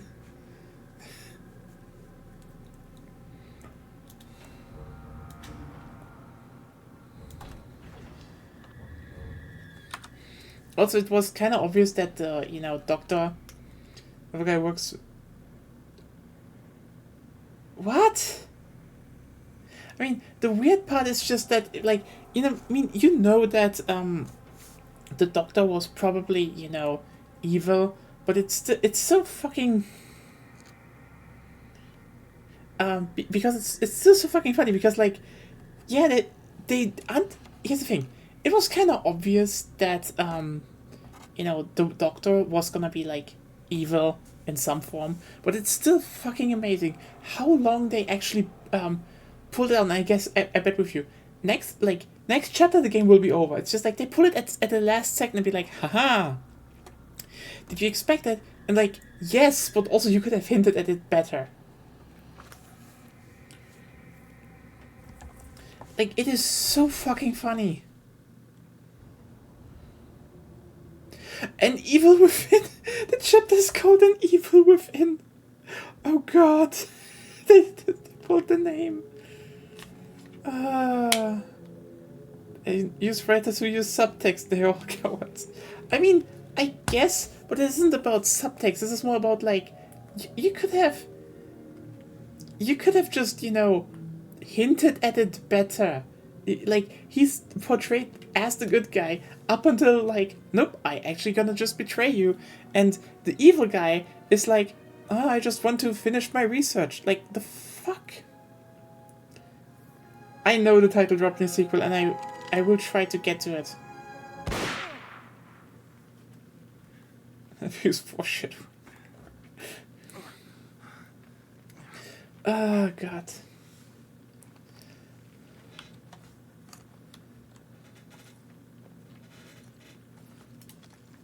I mean, the title drop in the sequel is so self-aware that it's a dumb joke, and, like, that's what makes it great.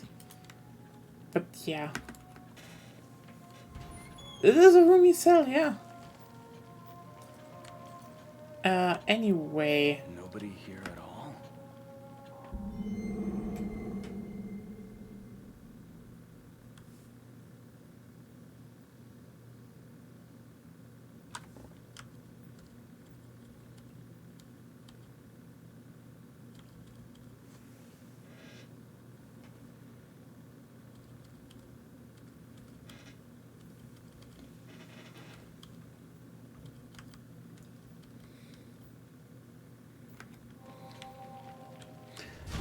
There's some kind of evil within. Yeah, I guess.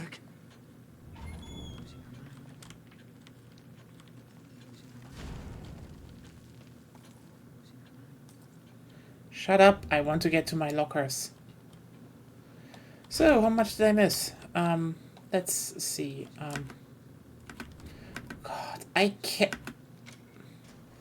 can't work when you do the Oogie Boogie. Also, hashtag Goop Gang.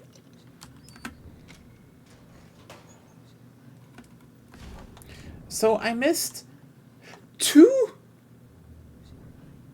I missed 2?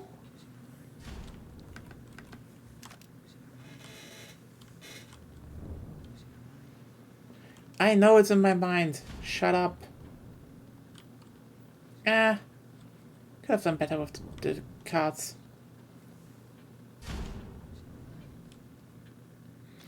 Shut up, Bruvik.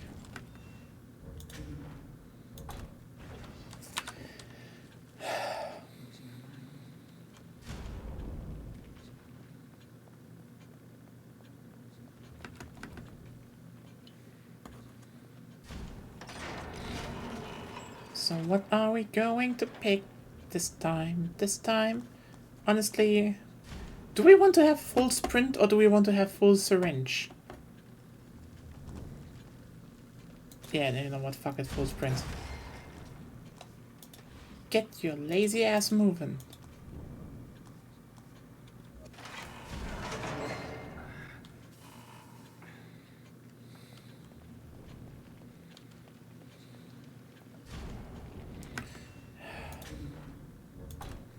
This thing is going for nearly 14 hours already.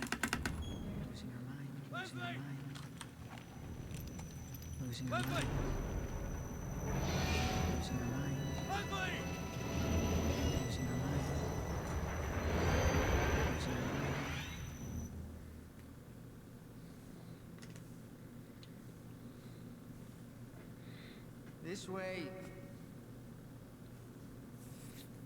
Ah, suddenly, okay, now you can talk.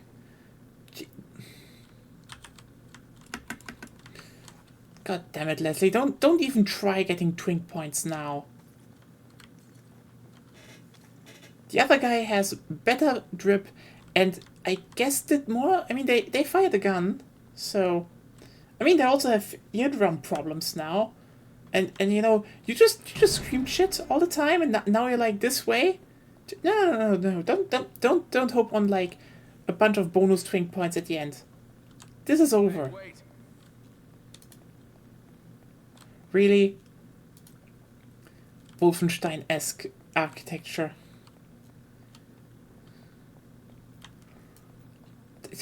Umbrella would be proud of this. Was the sign not loaded properly?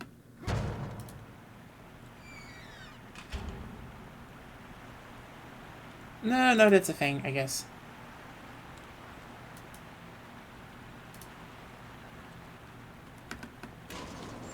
Alright, kid, where are you taking me?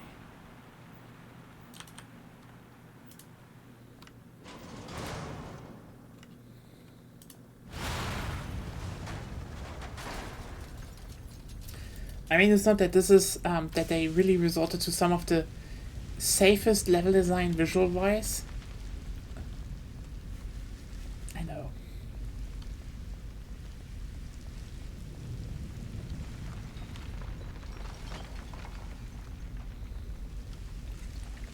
Like, the longer the game went on, I think they had, like... This is so funny. Like, you had, you know, the city level. That looked good. You had the, you know, going down the, You had some levels that looked visually good, but then you always have these, This way. it's just a concrete corridor underground. Like...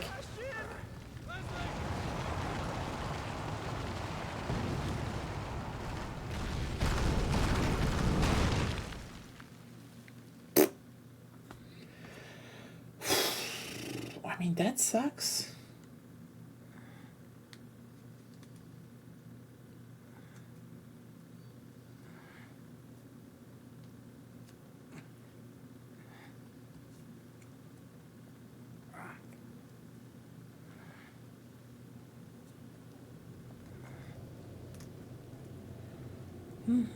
Beacon, just like Joseph said.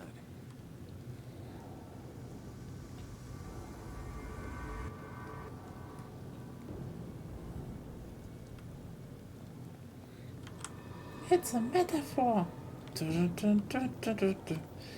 it's kind of weird how literally the one type of subtext they attempt is very ham-fisted.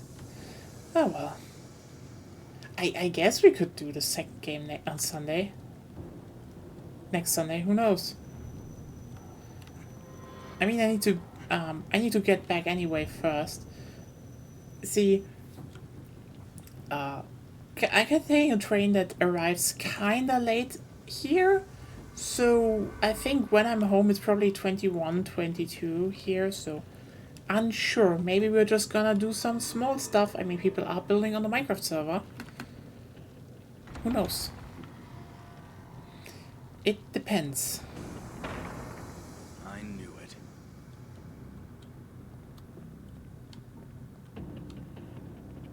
Ooh, gang.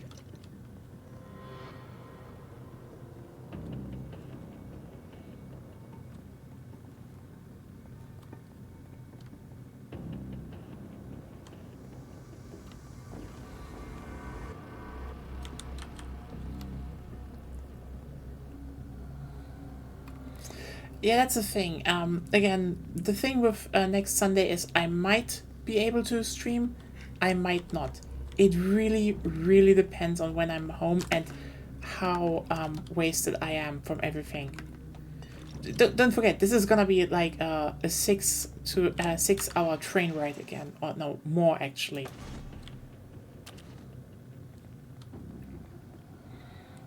Oh yeah, right. This is where they were ambushed. I know, shocker.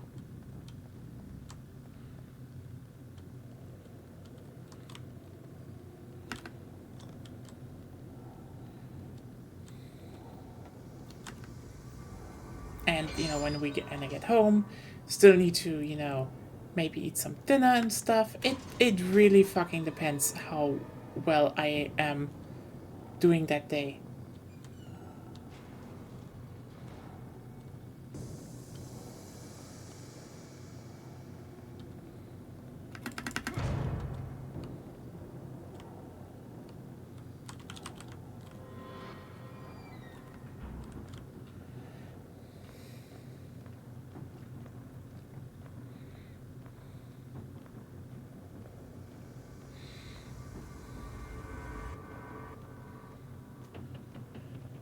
So yeah, I can't promise shit for next Sunday. It really is just like I'm getting like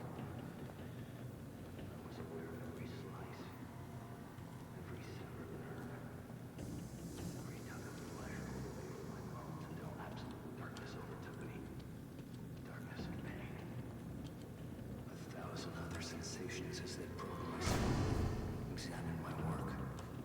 An eternity of intensity, pain, pleasure, rage, ecstasy, blending together into a single piercing noise, until the darkness was broken by sparks, like twinkling starlight. The pain, the noise, the light blends together, takes shape. It's a place I know so well. My prison. My home. You brought this on yourself. The twinkling starlight. Yeah. But yeah, no.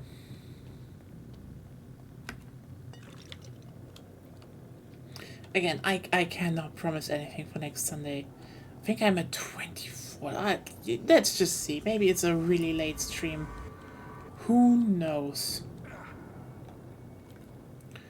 Or I'm doing Space Station 14 on Monday. Again, who knows? Maybe I can post some cat pictures when I'm back.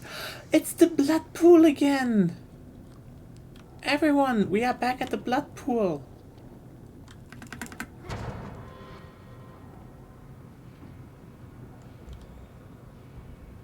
Yeah, that's the thing. Again, the thing is just, it's like a 7-hour train ride.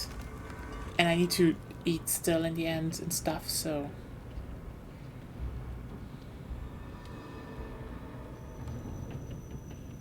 I could have been home earlier, frankly, but the thing was, like the train tickets, because it's a Sunday, are horrendous. Except one that was nearly 100, euros cheaper. So we're like, yeah, I guess we're going to take that. It's like...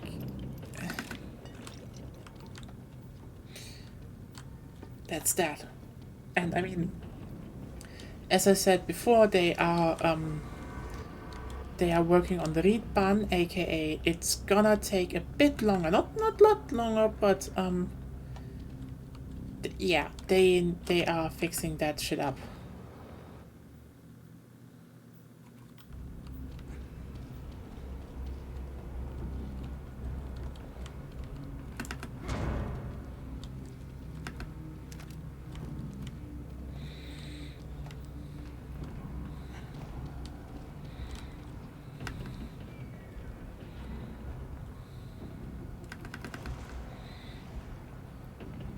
Honestly, it is funny how in Germany, like a lot of trains have names like Riedbahn and stuff, because they were built during 1800s and stuff, and then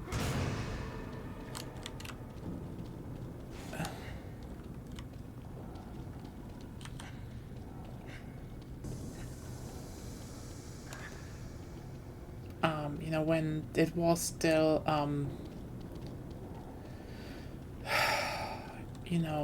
local lords and shit. Like, that's kind of interesting. Like, a lot of those are dating back to that time.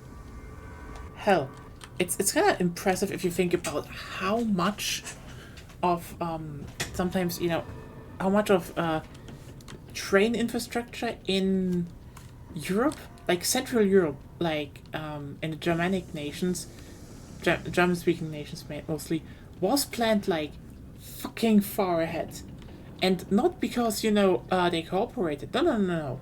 It was planned a long while ahead, simply because the engineers working on them, they saw the idea of this is gonna be a connected net one day. And that is impressive, I'd say. Because from what I know, like in because that's one thing, when we look at the history of the train network, and also other countries, like in France it was all centrally planned, so everything goes to Paris, from and to Paris or another big city.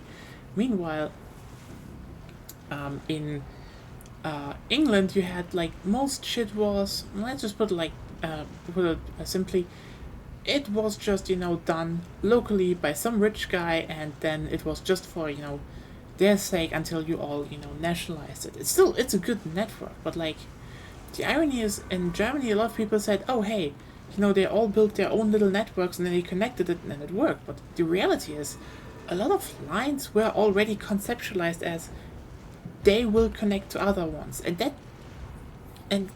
actually I want to play Railroad Tycoon 2 again. Well, that happens because like let's for example you see the most important, like some of the most important ones, those down the Rhine.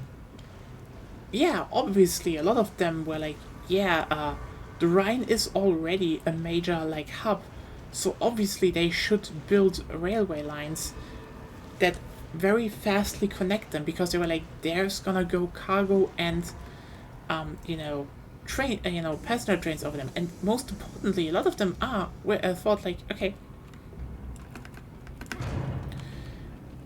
trains are going to be faster in some point, especially passenger rail.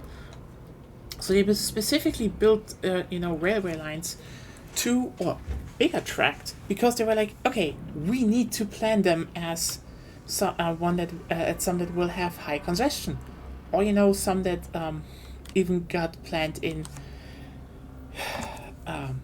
that got somewhat planned together. Because, for example, there is the how's it called again? Basically, there are two big main lines going down. Well, they were conceptualized as main lines. We can talk about one of them. Going down to Switzerland. So basically, you have the Rhine one going from Karlsruhe to Basel, and you have one from Stuttgart going to Zurich. Now, this one is actually really kind of interesting because they are relatively close together. So if one of them fails, you can still send most of the rail over the other one, until the French got involved, and they were like, you see, the upper part was, I think, in American, Stuttgart was in American territory, and the lower one was in French territory. The French were like, fuck the Germans, so they ripped out one track, and that got never electrified or built up again to two, tracks that they should do probably, because it's actually a really good main line. But oh no, we can just expand the other one, which you're also not doing because you, sorry, you know what? NIMBYs should be fucking put in jail. Like, oh, you do NIMBY shit, okay, 10 years jail. But then I can't care about my property, that's the point, fucking go to jail. Like, you know what?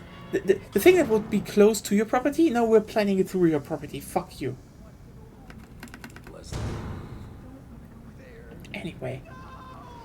But still, and even then, if you look at, for example, Switzerland, they sometimes plant stuff like, oh, we need to get this railway line over this mountain, and then they were like, how about you just do NIMBY Gulag? When honestly, maybe we should definitely do that. Just a centralized European NIMBY Gulag. The Americans can throw them this as well in one. It would help society. The thing is, for example, they built tunnels in Switzerland. Like they had this. People were like, oh, we can just pull them over with like lifts over the mountain, with a lift on the other hand. And then others were like, no, we should build a tunnel because that will be more future proof. And you're like, and you know what the funniest bit is? There's this one which was at the time I think even the longest one. They built, and the engineer was like, we need to make this 2-tracked and a tunnel, and as good as possible, because he was like, trains will go through here, and to the and if there's gonna be a tunnel in the Gotthard, they will take that railway to northern Italy. And you're like, wait, he saw the Gotthard being built, and he saw the Gotthard being built, and it linked up. Again, European railway engineering definitely planned ahead a lot of times. This wasn't just, just people building their stuff locally.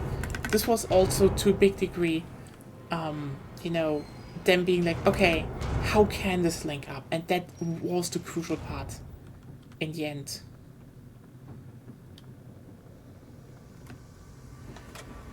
I realized Jimenez had betrayed me. It was too late. I was so close. He knew it. Knew that I was too focused to notice when he brought those men. They'd never gotten past my traps otherwise. Their device is a perversion of my own. The device I should have created. My data, my equipment, my theories, my mind. They replaced my husk of a body with a new dimension of torment.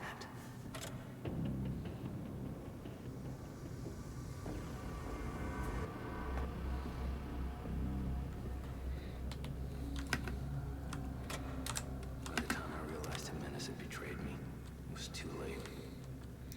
Honestly, it's why that the name is Jimenez. That's such a weird name. Knew that I was too focused to notice when he Like brought those you. They'd never gotten past my traps. I mean, it's not a bad name. It's just like, it's an evil doctor. Why don't you call him Dr. Krautmann? That's subtle.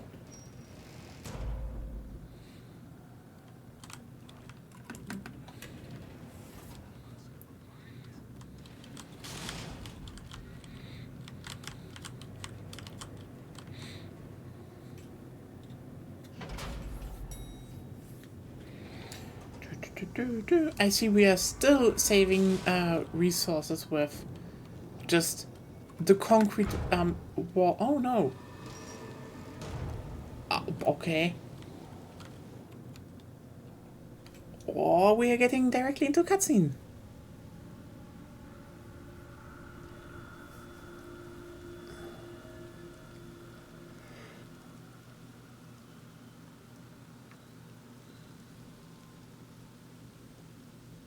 Leslie.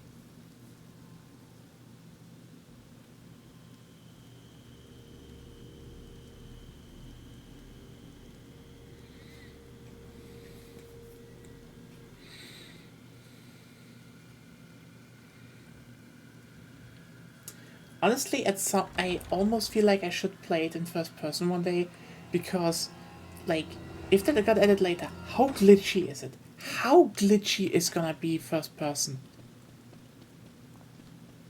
So kind of wild how there's just nothing. Like I know, I generally say do shit with gameplay and not. I guess we're back to concrete.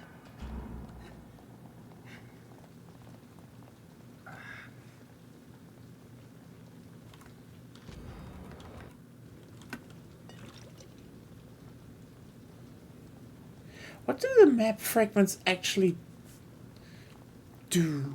You know? Do they have a purpose? Like, is it like you have to go back to levels that you have visited previously to get all the map fragments? Ugh, map fragments. Is that a thing?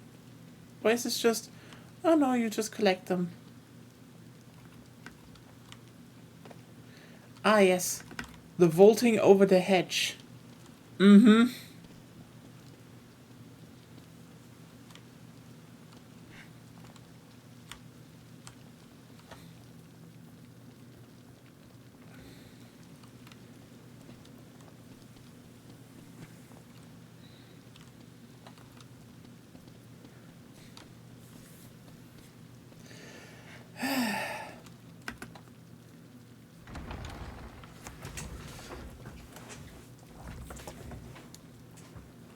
You know what? It's kind of funny because vaulting was something that really came in late.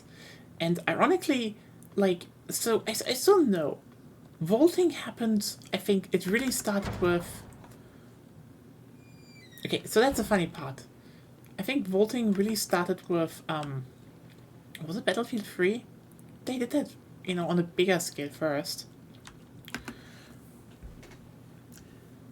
And you couldn't vault over hedges in that game.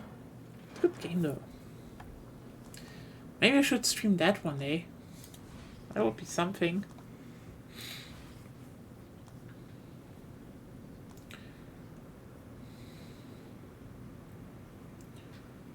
It's been for a while, I believe. Okay, Lena.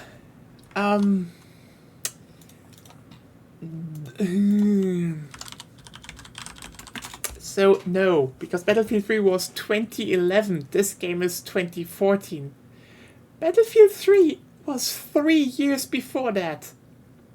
I know, it doesn't feel like that, because that thing was fucking revolutionary, looked insane, especially for that era, but like, no.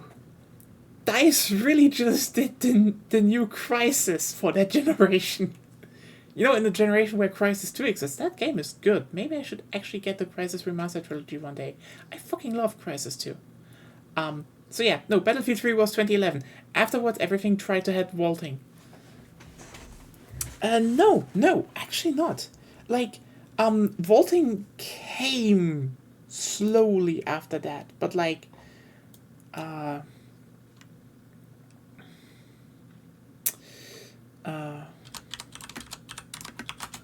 like, basically afterwards, really. Like, I know you remember probably the later ones of that generation, like, you know, Far Cry 3, but Far Cry 3 was also just 1 year later.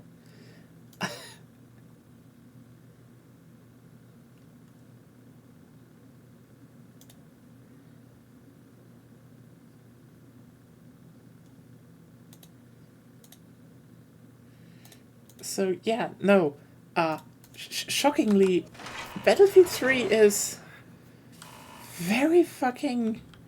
Far Cry 3 is honestly really good. Like, I know people are saying it is overplayed. No, but it was a good game at the time. Especially since it actually, you know... It actually critiqued, you know, the white guy power fantasy. Like, that was neat. That was actually kind of neat. Far Cry 3 had something going with its story. There was thought behind that.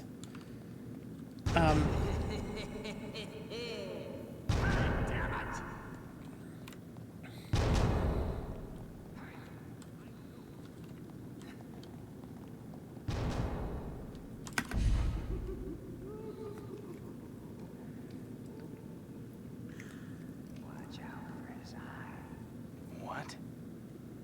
If you want to live, you avoid Rubik's Eye. Watch out for his eye. What's that supposed to mean? You'll see. Eye of Sauron reference in 3, 2, 1.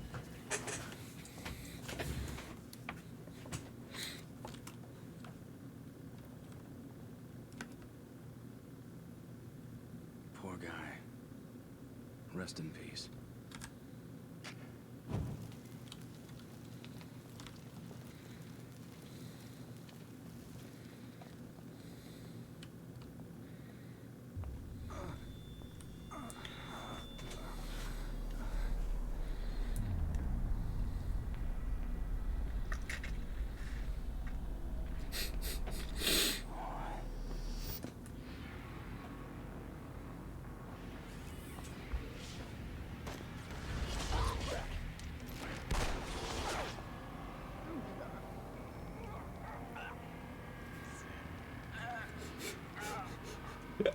Automod, that's not mobbing.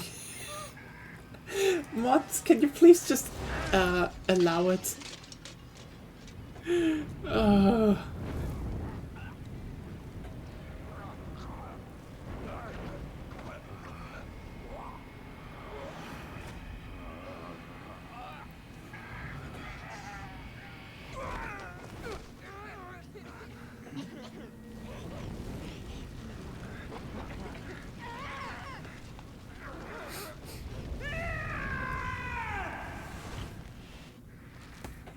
Okay.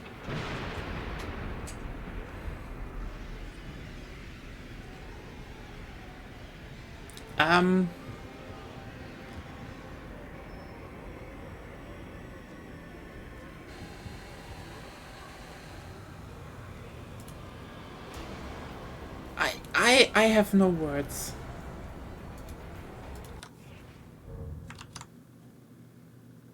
Oh. There we go.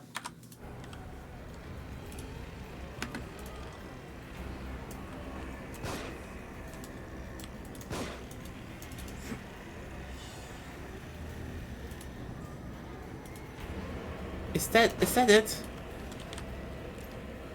Are we just gonna do an arena fight? Is that the final boss?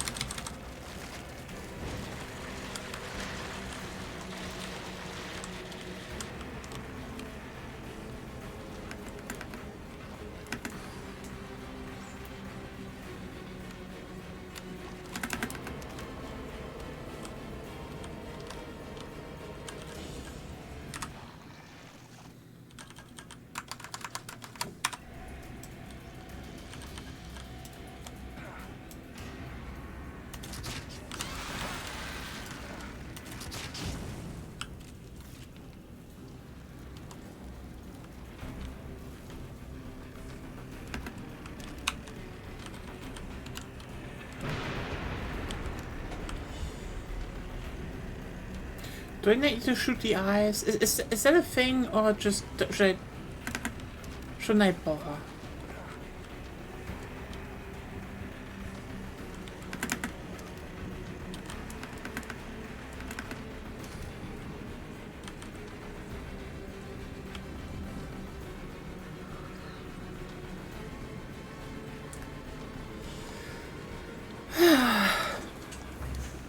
Look at me. I think this situation is clear. You have to have a keen eye for these things.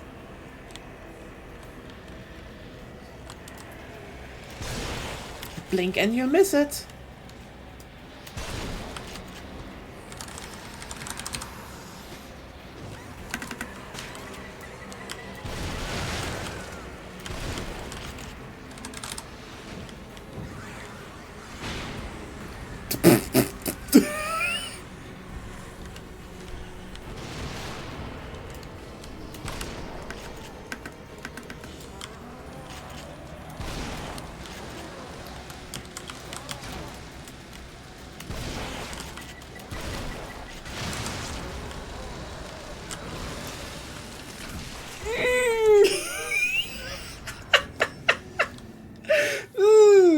Das macht Spaß und ist fair. Oh.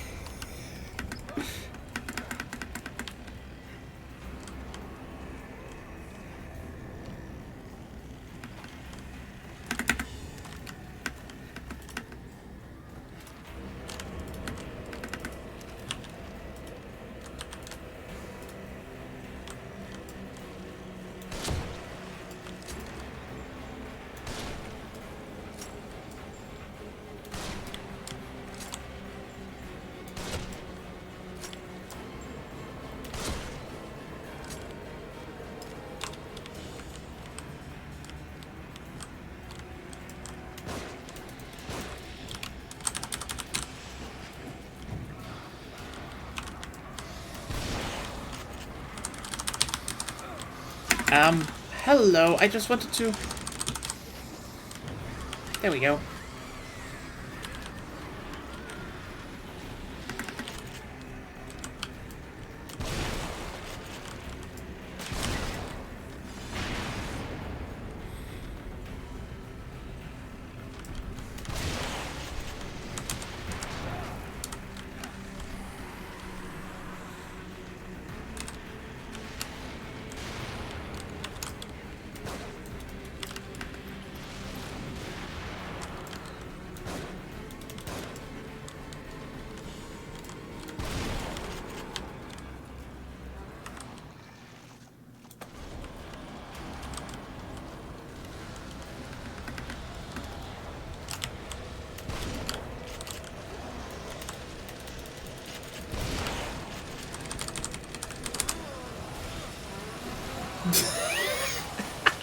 Oh, hey, you should burn people. The burn pop up and the slightest inconvenience. No.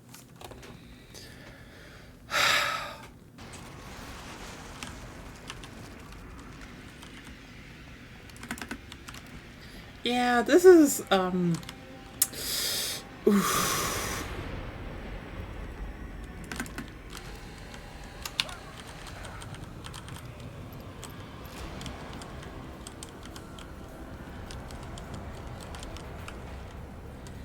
This is rough.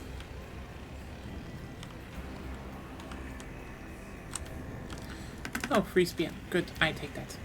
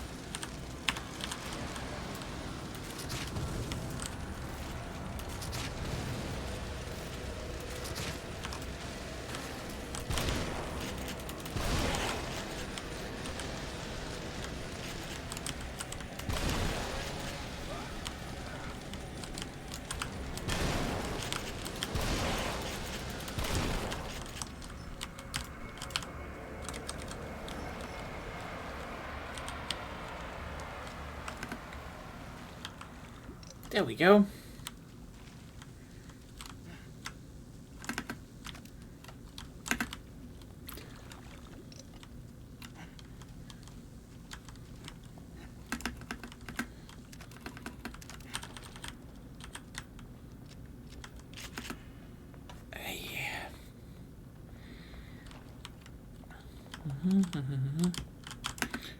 Oop.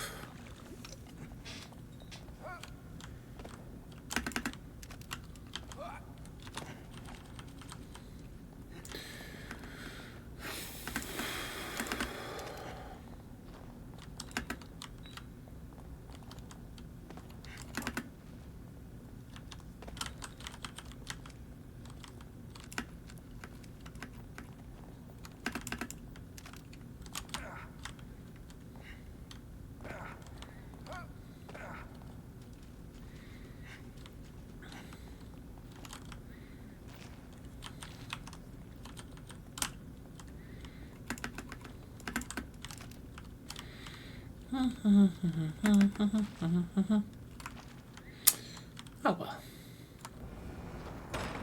Another one.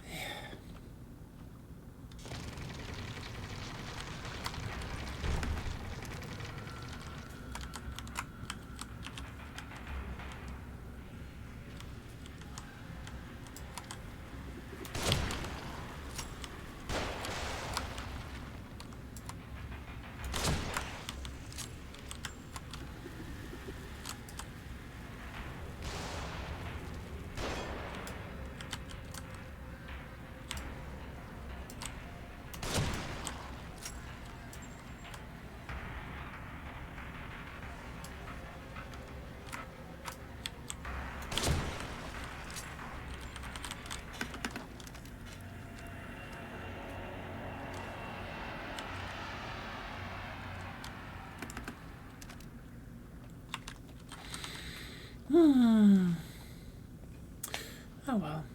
You know what, maybe I can get at least my, like I'm currently am in some kind of shitty writing block. Like, do hope I can actually get out of that. Maybe with the next week. I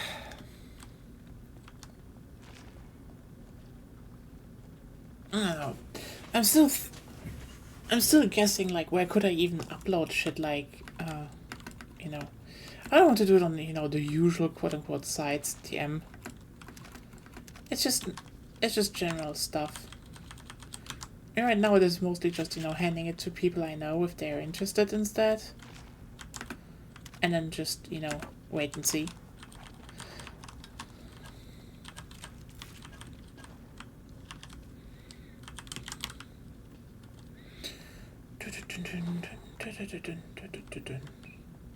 I mean, if any of you are like, oh hey, that actually sounds interesting to read. Oh wait, did they just slap that on and didn't bother?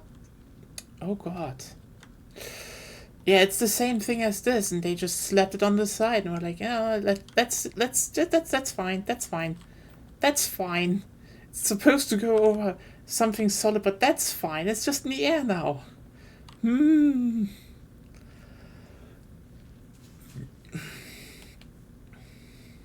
Yeah, if anyone wants to maybe also take a read or so, yeah, feel free to hit me up.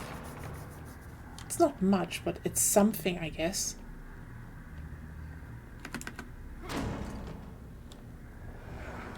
Oh yes, the concrete. We had, you know what? We had something. Now it's back to the tile and concrete basement. Like, is this supposed to be... Is this what a Japanese person thinks is scary? Like, there's a concrete basement with blue tiles and everyone is in the room is like,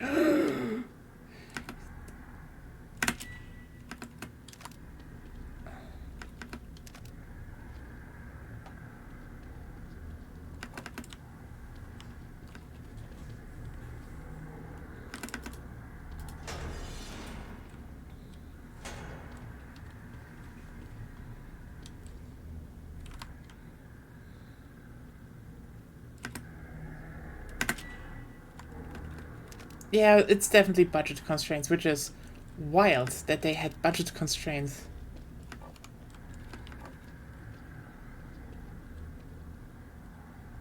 I mean, you know, games that were like, oh, they shouldn't have this much of budget constraints. But I think it's probably also just due to the engine they use being new. Like, that's probably also just a big thing.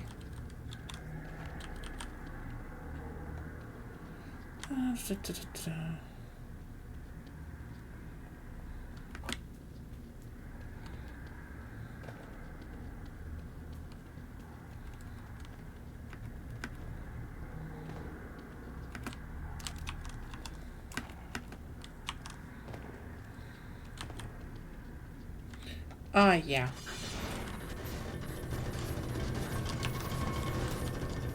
This is getting out of hand. Now there are two of them.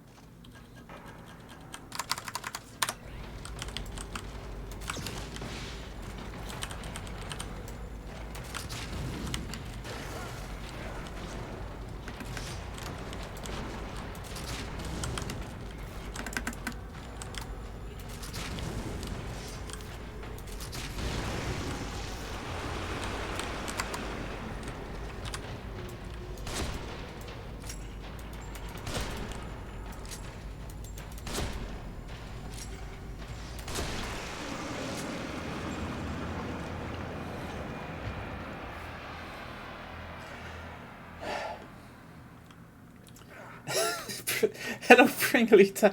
Oh god, why hasn't no one done that joke? Also, hashtag Goop Gang. Ah, they have boxes in their heads so they can feel safe, yeah. Holy shit, welcome. God, that one is good. The most probably most successful that it had changed Mikami is making.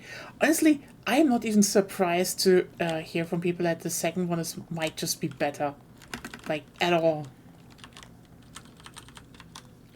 Like, this one was clearly, you know, an inexperienced team's first game, and it shows. It really fucking shows, in my opinion.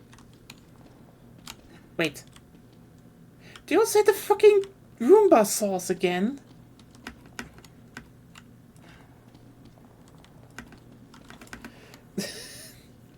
I mean, it's not that scary. Like, I guess it was a solid boss, but that's it. Oh, now we're talking again. That's more. Ruvik, I created this world. You cannot keep me here.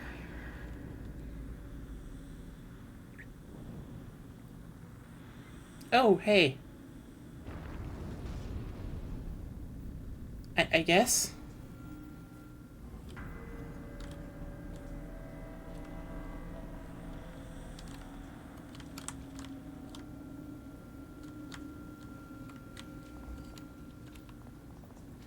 They really are doing the whole let's dodge it.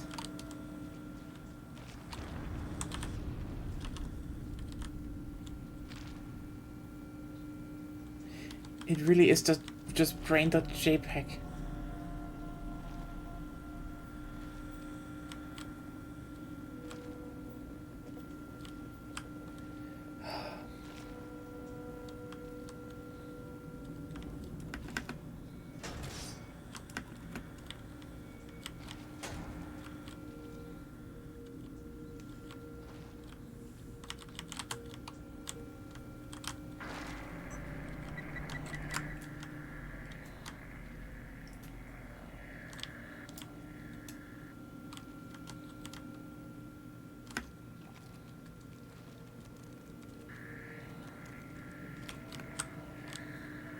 Wait, that one was the wrong one.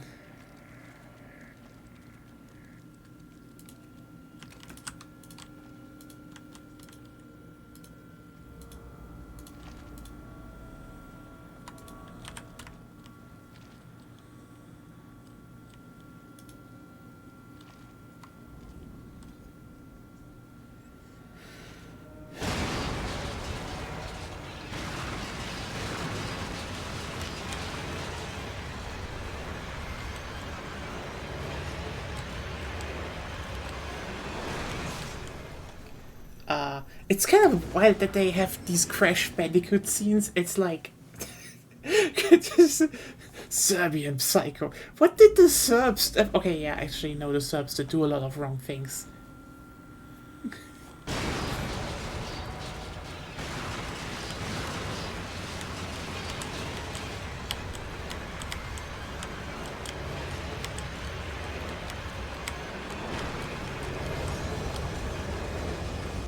Bash Bandicoot.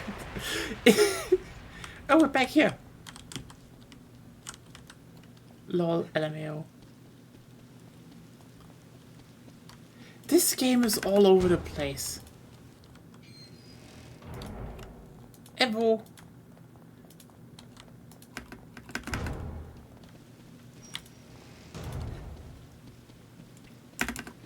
So yeah, I know. Maybe I will download the second game, and if I feel good on the next Sunday, we can start, but we'll see, we'll see. Maybe it's just some bank candy shit. I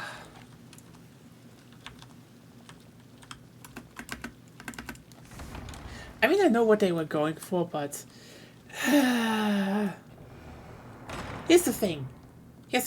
Maybe it is me that I, you know, play a lot of survival horror.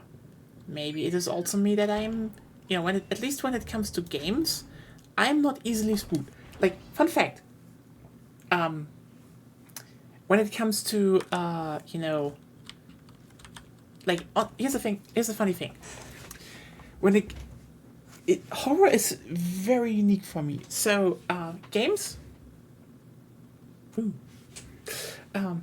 Games is like, not really a problem. I can just power through this. Just it's survival horror. You played it before, in some form, and then you have how's it called? And you got to be playing on Akumu mode. What is Akumu mode? This is just like the first playthrough I ever did, just to be like, I just want to try it out. You know, I want to see whatever, because everyone's like, oh, it's not that bad. Now I'm playing it, and it's like, I guess it's not that bad, but also, like, it does a few unique things, but also, as Claire said, a bunch of stuff probably people repressed. No. If I make it out alive, I'm never riding in an elevator again. I think I'm just playing on hard. when it comes to, you know, survival horror, I usually like to play the games first, and then, you know, tune up the hardness. That's usually how I do it. Because if you see the title, it's Survival Horror Sunday. Okay, usually, It can't be. This isn't still real. God damn it. It's survival horror every Sunday. Okay, mostly every Sunday, but it's usually, you know, some survival horror project, and we're still looking what might be the next. Could be The Evil Within 2. Or, well, Get away from him. yes. Sebastian, listen to me. Stop. Your interests are the same as ours. Look, I get it. You're not just some rookie detective, and this is not just some ordinary kid. You killed Joseph and you shot me. So right at this moment, that's enough reason for me not to trust you. Wait, when did she kill the twink? You're a good man. That's why doesn't matter anymore. If you know who this kid is, if you know anything, you know why he can't be allowed to live. Bullshit. It's Ruvik. He's the one that...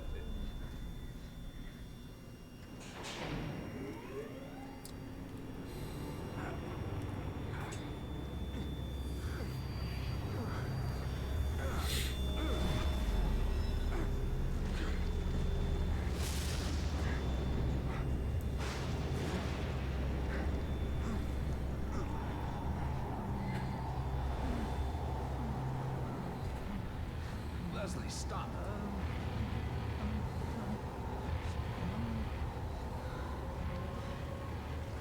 Yeah, that's definitely gone well always. Leslie!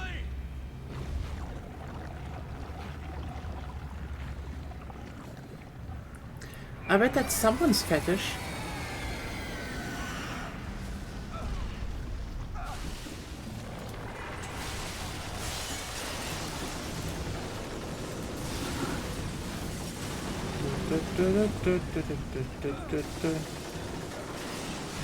Fischen mailed, yes.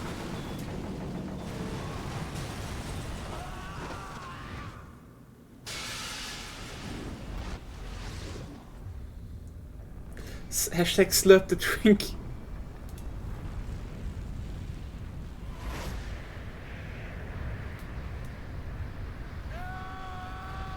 Honestly, it would be so funny if he now just realizes, no, this isn't real, and then he's like just getting supersonic powers. I mean, this game definitely tries to be everything, so, you know.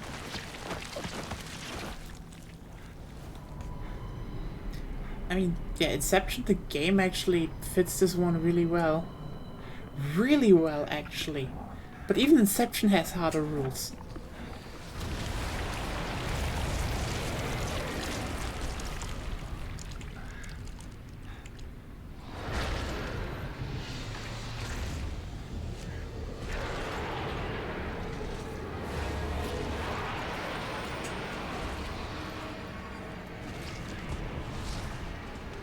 Yeah. I mean, it's, you know, it's the only good movie Nolan did besides the Batman trilogy.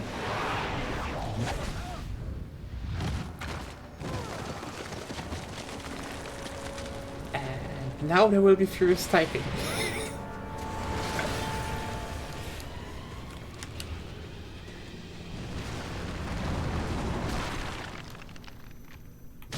Oh, it's a Crash Bandicoot scene again, but now we're running forward. I see. That's innovative, actually. Imagine Crash Bandicoot, but the Prestige.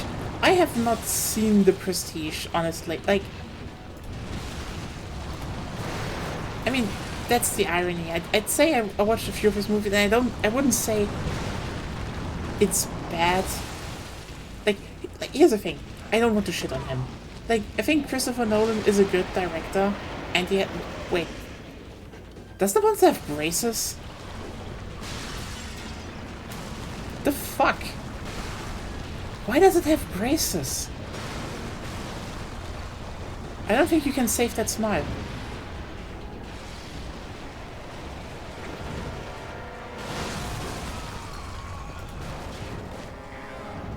Turret scene! No. Is it turret scene? It's a turret scene time. Let me. Oh god, let me. Let it be another shitty turret. I think it was shitty.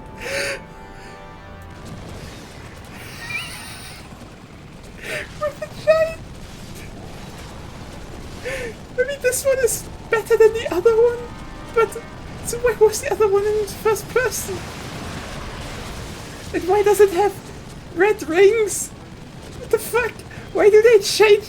Why do they have two turret scenes and they change completely how they work?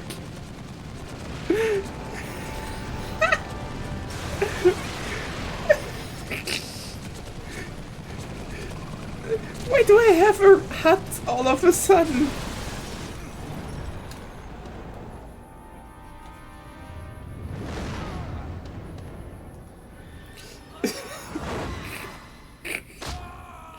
Oh shit! Oh! It's just a flesh wound.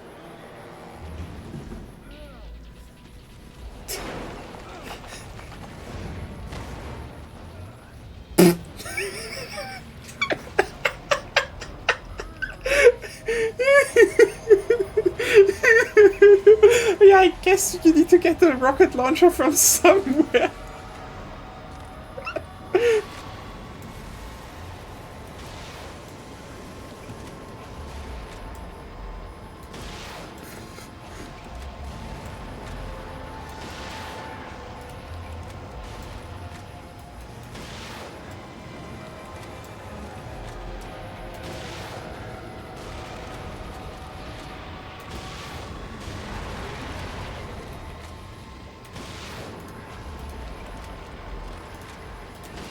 I mean, where do you get all these rockets from, by the way?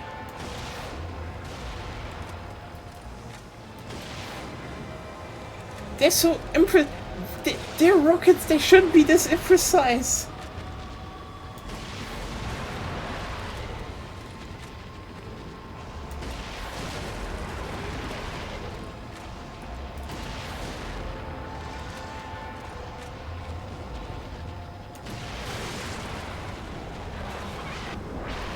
I mean, I guess you're pinned on something? You're dead. You got the rockets from this prison wallet.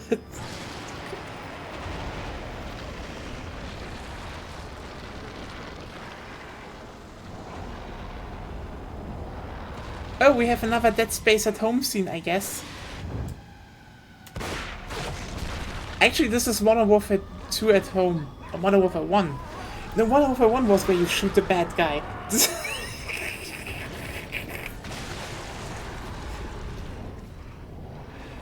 Oh. I love how incoherent this final set piece is. Like...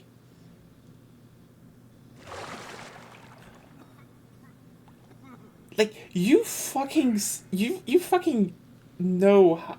You can actually follow the trail of thoughts that went into making it, and then you realize, like, Ah, shit, this isn't really coherent with the game, right? There's pits at F3, yeah. I mean, I guess, but like, that could have been more interesting. I created this world. Shut up! You cannot keep me here. God, vibrating PNG guys. Ruvik. I'm going to finish this. Oh yeah, they removed his brain. Yeah, that makes sense. Obviously, the machine is brain powered. Which makes... I don't know why. Why did you do that? Why do you, like, piss the one person off to create the meat matrix, the matrix? It's predicted PNG tubers. I guess. I mean, of Bargain Bin Wesker. Honestly, it's not even Wesker. It's like, ah.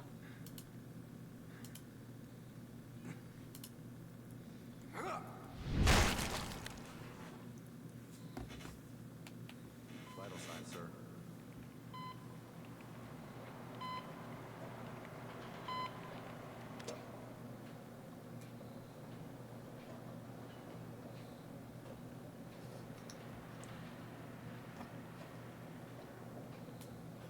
Leave that one. And those two. They're not going anywhere. No one can.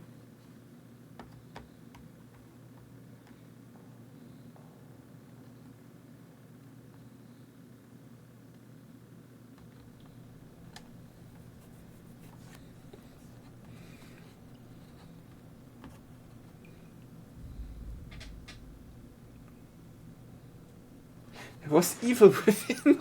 God.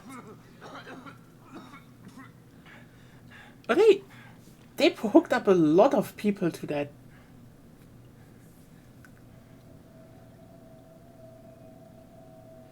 Oh look, it's the police officers and people you killed.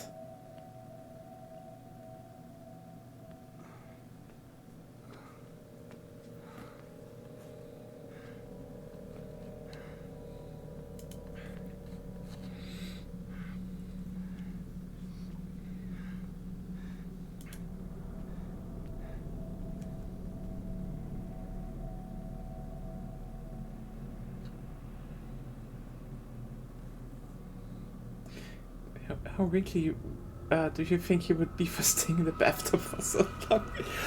Pretty wrinkly, I'd say.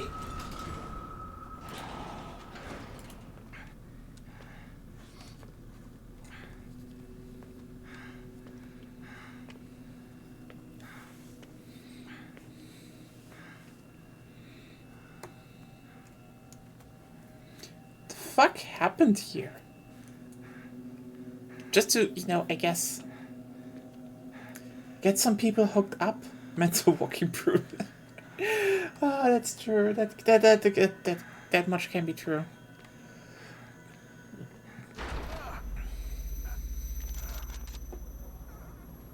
Go, go, go! Oh, look. Detective, It's you Stas. all right? Is there anyone else? Just give me some real fresh air.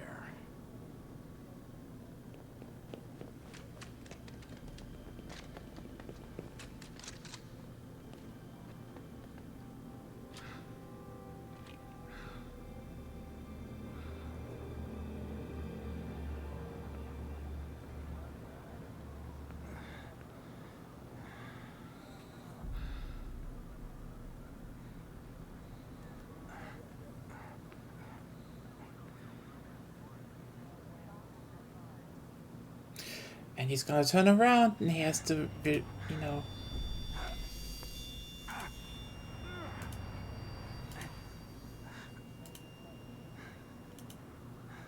Or not. Or we do it like that.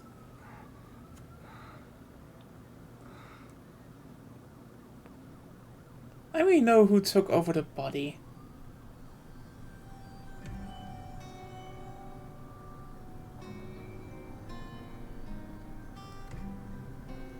There's an evil without. I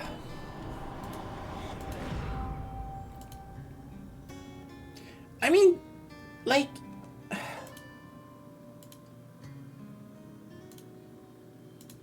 And we never see him again.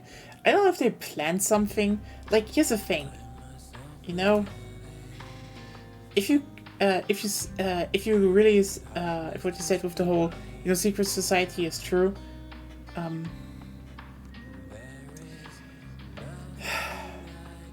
yeah, lead designer Shigenori Nishikawa, it wasn't really, him. Mm-hmm.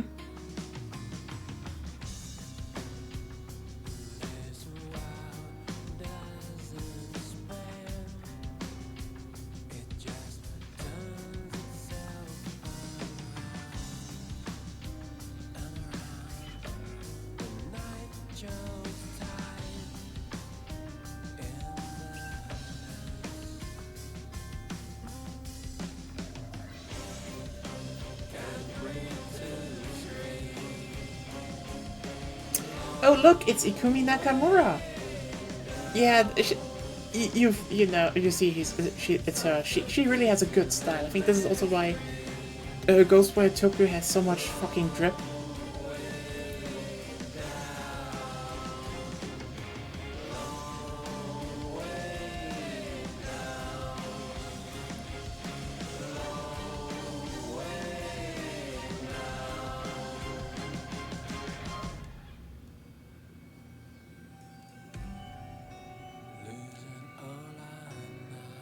To get Leslie/Ruvik out.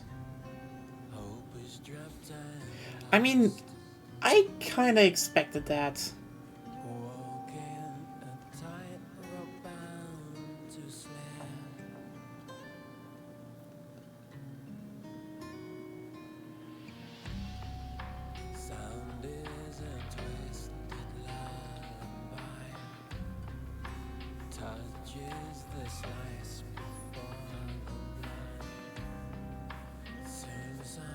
Huh. I mean, that's neat, I guess.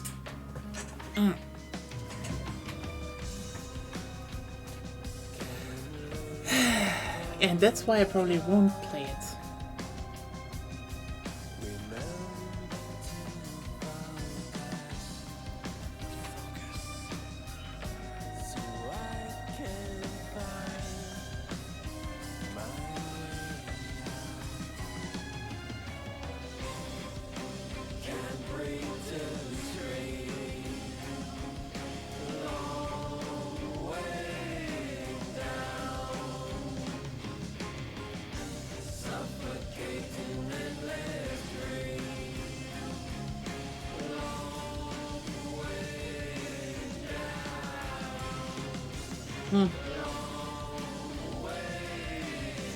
Like, it wouldn't even surprise me if the third game was, you know, actually Ruvik/Ruben come back.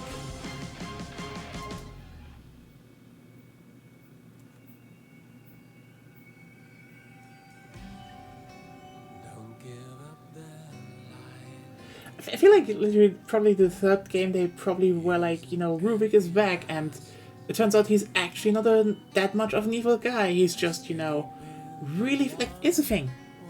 I don't even blame Ruvik for getting out. That's the weird thing. I mean, they play this as, you know, oh, look, he got out and he's evil, but like... I mean, he was unhinged, but also... He got burned in a barn as a child, and had to watch his, you know, loved one die due to doing that. And also, some fucker drugged him and cut out his brain while he felt it. And then he was stuck in, you know, the Matrix.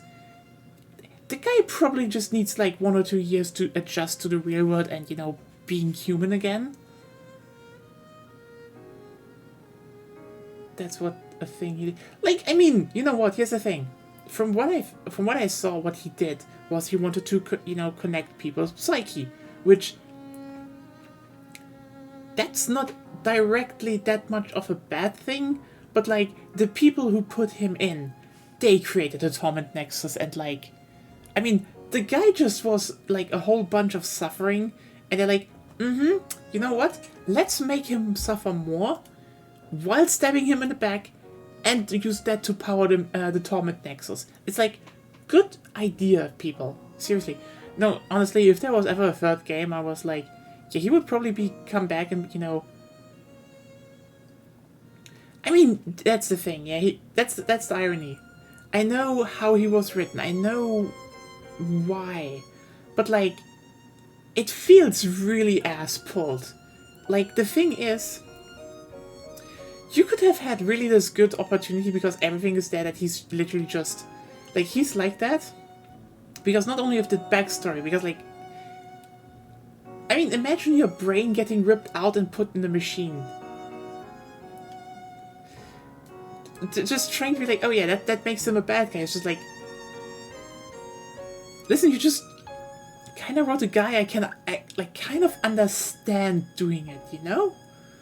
You shouldn't write someone like that if you want him to be a bad... Like, here's the thing. Wesker is an asshole and a bad guy. I like Wesker because he's evil. Rubik is just like... Honestly, the guy deserved a break. Like, I know they wanted to get him out, but still... But seriously...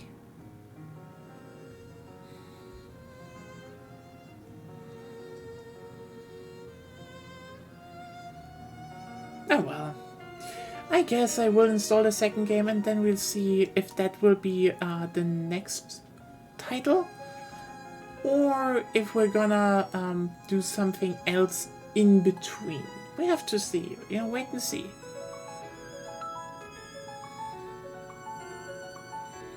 Oh, by the way, if you're wondering how the Rathian genocide is going on, going forward in Freedom Unite, we are almost done. To confirm. So, yeah. You will probably see those 2 hunts and the unlock of the hunt probably the next time? Somewhere? And, yeah. That will be in 2 weeks then.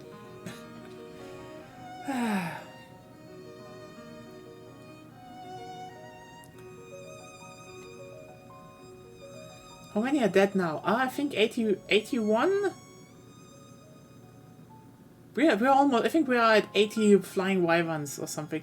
We killed a whole lot of the past day. It was just, you know, logging in, killing 10, doing something else. It wasn't too much, but it still is like, yeah, we killed a whole lot of Rathians. Hey, you have to get to 100 dead flying wyverns somehow. We played too efficiently before that. Now we just have to kill a lot of them. That's how, if the devs didn't want that, then make the requirements differently. Like, I'm not even mad that they have some requirement. The requirement just sucks. So if you have some idea about like what survival horror game we should do next, and yeah, it could be Evil Within 2, but I am also ready to take a break from this. But also, you know what? If I do this, if I do Evil Within 2, I can do Ghostwire Tokyo afterwards. I could do Ghostwire Tokyo. Oh no, that I realized right now, the Space Marine 2 is soon. Oh. Should have done Space Marine 1 now that I think about it. Yeah, I guess. I mean, I could also do the... Nah, I don't have... I don't have money to spare on the Alone in the Dark remake right now.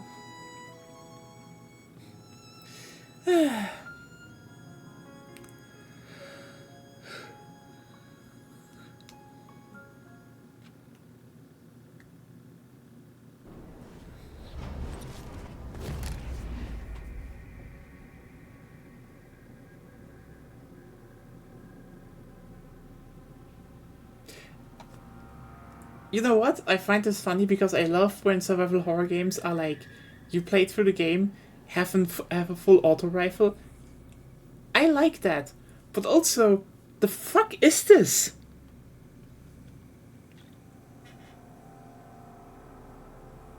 Like, that's the stock of like, the fuck is this? Okay. Can't you see? What? It's a machine gun. Yeah, but like, no, I'm like, on what the fuck is this based? It has a wooden stock like a normal hunting rifle. It has a magazine like the AK models, and it has a vision knob like the old G3s, and then there's like the exposed barrel, but like with an under. Why is it going under? Wait, and it has like the pull up there. It's a closed. What is this thing? Well, none of the things you mentioned, and thus it's called machine gun. Shut up. Like, yes, Lena. I know it's probably not a real gun, but it looks. AMFDB says it looks close to Type 1. Yes, this definitely has something. I was like, from which one I know the stop, and that's like from the Type 100s, from the Japanese stuff, but like the stock is American, not Japanese, and the knob that's a G3 knob. It's like, what is this thing? The fuck is this thing? I make a screenshot of that. Oh, nice. Ooh. Hashtag Goop Gang. Goop Gang.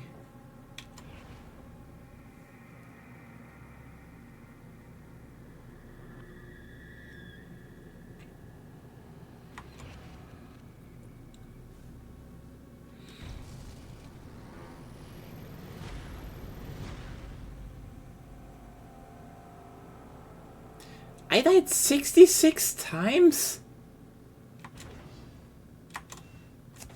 I guess.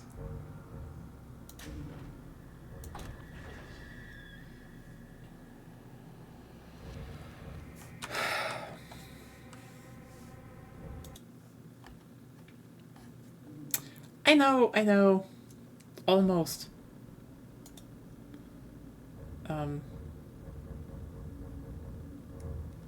Get bonus content.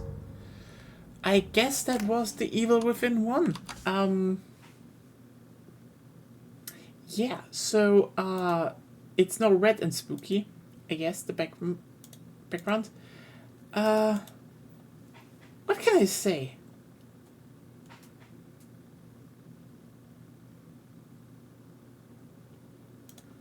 I didn't dislike it. But boy howdy do I understand why people, like, this is, you know what? This is the funniest thing. This is probably the funniest thing that happened to me. Like, usually, when you look at the game from the 7th gen, there are a bunch of those that, when they did something unique, did something experimental, usually they're, they get, like, mediocre to lower review scores. And, like, usually I'm like, nah, I think they deserve a few ones higher, Like, for example, I mean, yeah, just so you know, by the way, on October 31st, they're remastering Shadows of the Damned. Yeah, we're gonna play that. Is it that much survival horror? I don't care. It's also Mikami, and it's a Suda51, and it's not really their games either. But I still like it. It's I think they were ironically. What the irony is about this game? I know people are like, but he imagined something different. Like, yes, I know, but I don't think Shadows of the Damned is bad. Quite the opposite, I'd say. It's a good game, and I really look forward to playing it. But yeah, usually when those come out, they have that. I'm like, you know what? I think you probably, they were usually. I think a lot of the, what's it called? A lot of the review scores of the time, I think, were usually, a bit too low. They should have bumped it up maybe a bit. Usually. Wait, what is this game on Metacritic?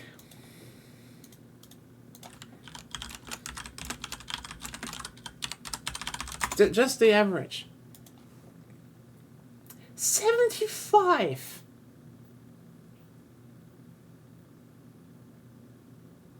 That is...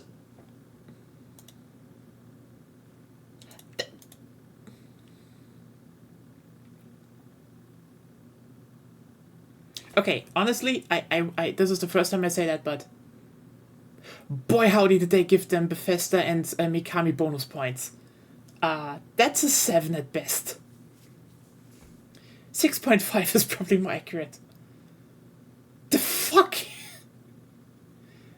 I mean, I get why people teared into it. I know why people...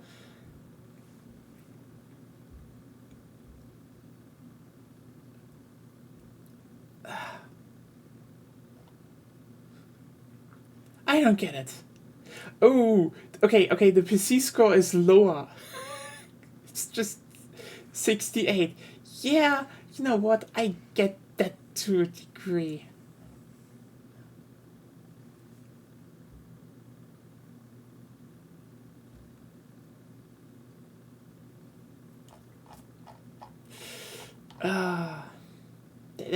That thing should have been lower. I mean, I know I'm not saying that usually lightly, but you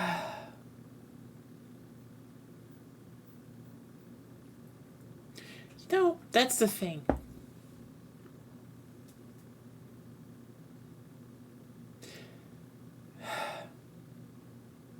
Just wrapping this up. I mean, I get that. I get it. You know, I will get to the second game, and I will definitely, you know, try Ghostwire Tokyo. But boy howdy, it is something that people say, this was their best game. Like, no, Ghostwire is better. Like, oh, is Ghostwire simpler? Sure. Does it have, like, is it better gameplay and a better loop and, like, good exploration? And, actually, like, here's the thing. Ghostwire Tokyo is good gameplay, even though simplistic, and vibes. And people will say, oh yeah, this game was bad. No, Ghostwire was good. This game was like... Yeah, sorry, 6.5. I would get this down like a whole fucking point. I'm sorry. 6.5, maybe a bit like a 0.1 point higher is what I'm getting, but like...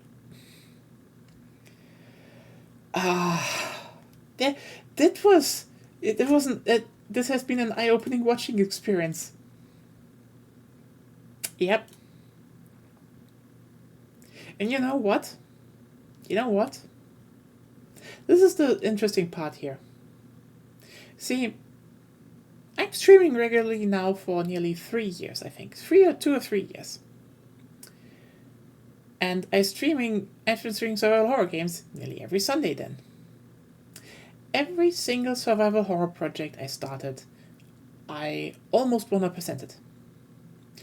You know, if there was something to 100%, I did, you know, it with Resident Evil 7, 8 especially. Like, I did it on and offline. I worked towards it because I was like, yeah, I want to do that. I like these games. I want to replay them to the fullest. Hell, I'm actually really interested in replaying Resident Evil Revelations, just so I have it on this channel. And I think Resident Evil Revelations has problems. This is the first survival horror game on this channel I do not feel any real... Like, I saw them like, oh hey, I could look into New Game Plus. You know, I was literally thinking, I could go into New Game Plus, I could try the machine gun, I could slap in some more upgrades, just to see how strong can I be, you know, find maybe the final statues and shit, just, you know. But I don't want to. This is the first game I actively do not, like the first survival horror game we streamed on here that I actively do not want to New Game Plus and 100%. When I think about, and this is like, besides the whole, you know, oh yeah, the beginning sucks. I played other games where the beginning sucked and then it got good. And I wanted to replay that. Like, you know, I can get through a shitty beginning. It's just a really shitty beginning. And then it just keeps having, you know, one-hit kills. And the jank. and everything else. Like,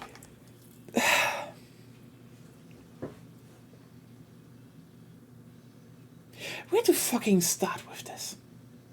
Like, okay, you know what? Just making it brief.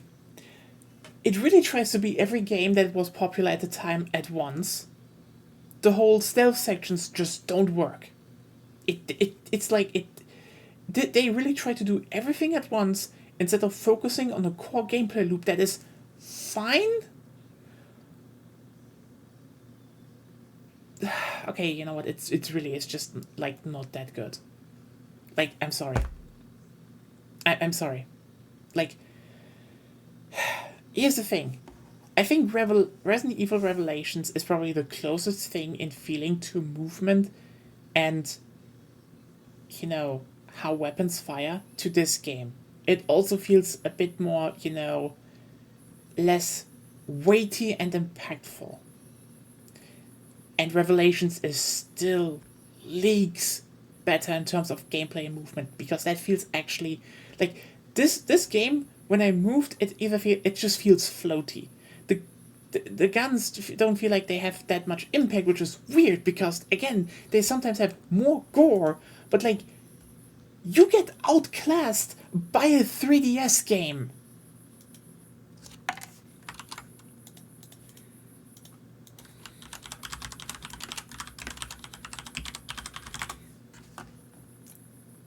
They got outclassed by a 3DS game that released 2 years before them. Oh, okay. Again, you know what? But here's the thing. This was serviceable. If they kept to that, made every level like good combat encounters, because when they were combat encounters, it worked.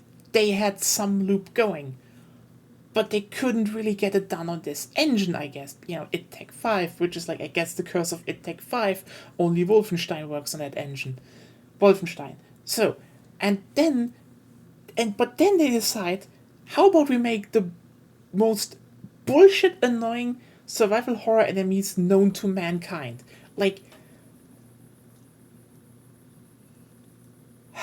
I know annoying enemies. Hitscan revolver ones that you can't headshot? Fuck off. Fuck off into the sun. Like, what was that? And then they're like, okay, you know what? Now they have body armor and assault rifles.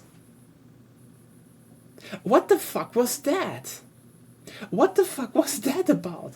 And then, you know, a lot of stuff is just like very obvious about the story, and then just nonsensical shit happens. And like, the funniest bit is that it was bullshit, yeah. And then you're like, okay, but then they want to expand the stealth sections with traps that, you know, feel very similar in setup to, ironically, The Last of Us, but The Last of Us has... Okay, can we talk about how these games are so similar in terms of how they want to pull off stealth, that I'm like, they definitely took some inspiration from The Last of Us, but also The Last of Us looks better and has bigger and more open level design constantly. In general, just has better level design. Like, the fuck? And then in the last, like, in the last chapters, I don't know how this happened. Like, that's the thing, you know? The irony is, in the beginning it's, look how there's this evil chainsaw man and you have to stealth and it's, you know, oh no, it's blood and gore and there's like, you know, how was she called again? Laura? I think it was Laura coming out of the bodies and you're like, okay, that's interesting. And then it just breaks down more and more to the end, like, you know, the twink and, oh, gruff old guy.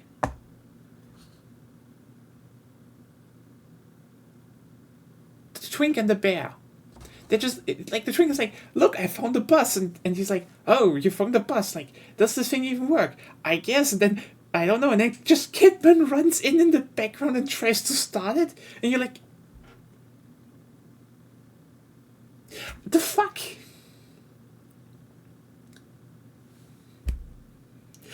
What Shaun of the Dead ass scene was that?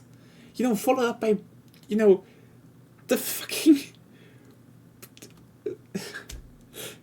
just followed up by this action scene that was just weird and off. And then there was this weird spider thing that just came out of nowhere and like,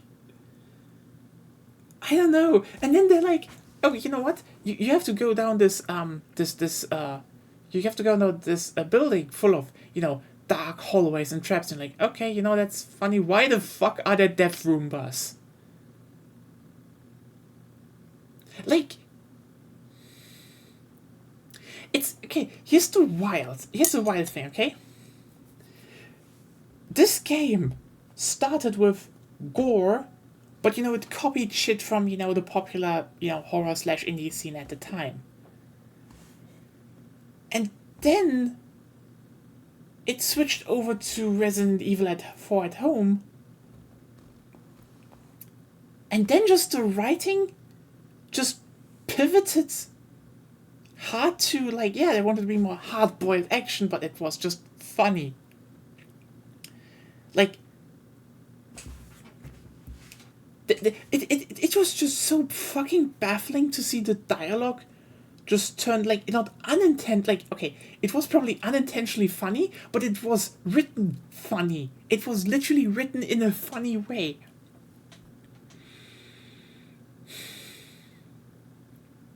And then they're like, oh, let's bring back traps. And you're like, you know, the original traps were more like, you know, you had Nile bombs in the wall. Or, you know, other, you know, it more like Saw stuff. But then it became, here's like a wooden sprinkler that just sprinkles acid down. And that is deadly for some reason. They wanted hard-boiled, but they didn't cook enough. Yeah, like, what the fuck was this acid thing? What were these acid sprinkler things? Like, the fuck? And then the death Roombas. It is so wild how when the game tried to become more, you know, scary, they just made every choice that was funny. There were death Roombas with bombs on them. Who signed up for that? Yeah, the murder Roombas, like, I'm sorry. Who thought those were scary? They were funny. The fuck? And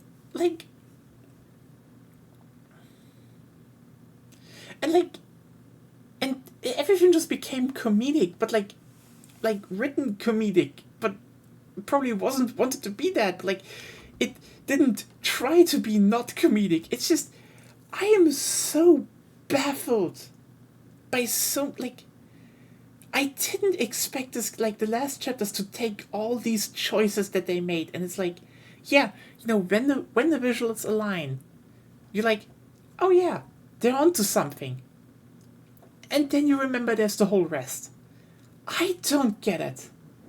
Again, it is wild that people say the second game is worse and Ghostwire Tokyo is also not their best, and you're like, there's only up from this. Is the second game, like, I'm actually really shocked, like, really wondering, is the second game worse? Like, I mean, yes, Claire, you said it's better. I know from other people who said the first game was bad, the second game is much better. But, like, some part of my brain is like, is it worse? Did they manage to make it worse? Because, like, that's the thing. I can see why people might like it, but, like, it is. I just point to the last Sunday where, you know, a bunch of new people, no hate by the way, came like, I really like this game, and then as more as it unfolded, they were like, yeah, that one was actually not good. I'm like, god damn it.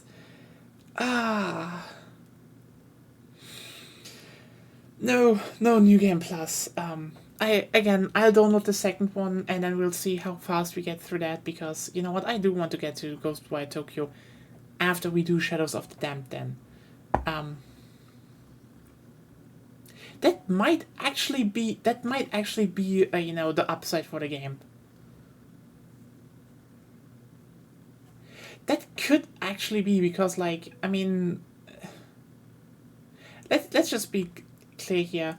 I think The Evil Within was this weird thing where they, you know, try to, you know, be the same as, you know, let me put it like this. The Evil Within 2 was this one game where they really tried to be like, oh, we're actually doing survival horror again. Let's just put this one up to just wrap this up. 2012 as well. Holy shit. Like you were talking about, people probably like The Evil Within 1 so much because it was the drought of survival horror type. That's the thing. That's the thing, Lena. The irony is, I think that The Evil Within 1 was just part of a perceived drought.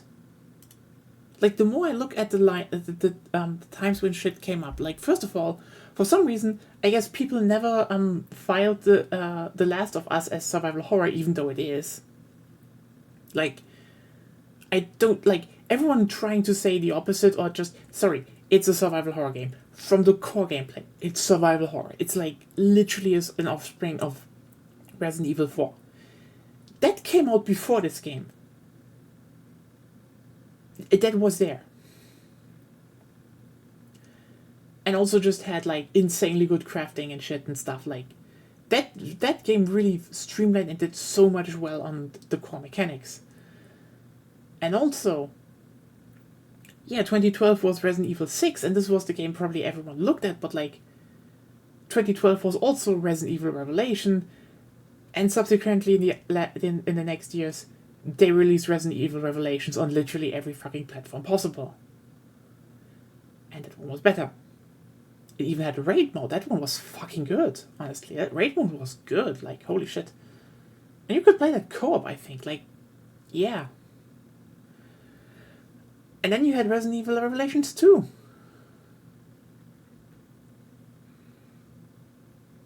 I mean, it never really felt like a nightmare, because I think, like, the whole, you know, it's the dark underground, you know, concrete corridors, they don't really take me.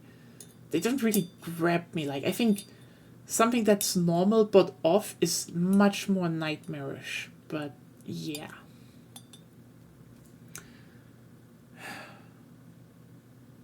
So, it's wild. I think this is probably the one game I would probably rank lower than the average score. I am.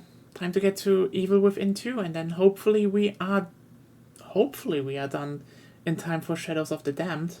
Damn. And there's Space Marine 2 coming. Oh god. And we'll see how Space Marine 2 works. It's so events. I mean, yeah, it's just, I don't know. I feel like it's, you know what the weirdest part about this is, Claire?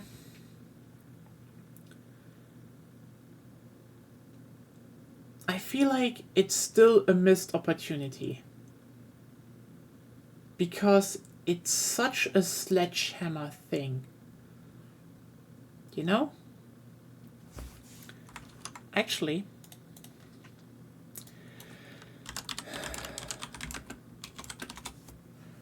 so the thing is,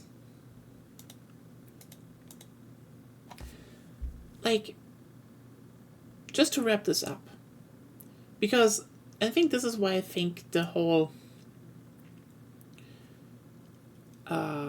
why I think it was a missed opportunity, because this is probably the simplest way you can do it. Like, it is basically straight, you know, Inception stuff and shit.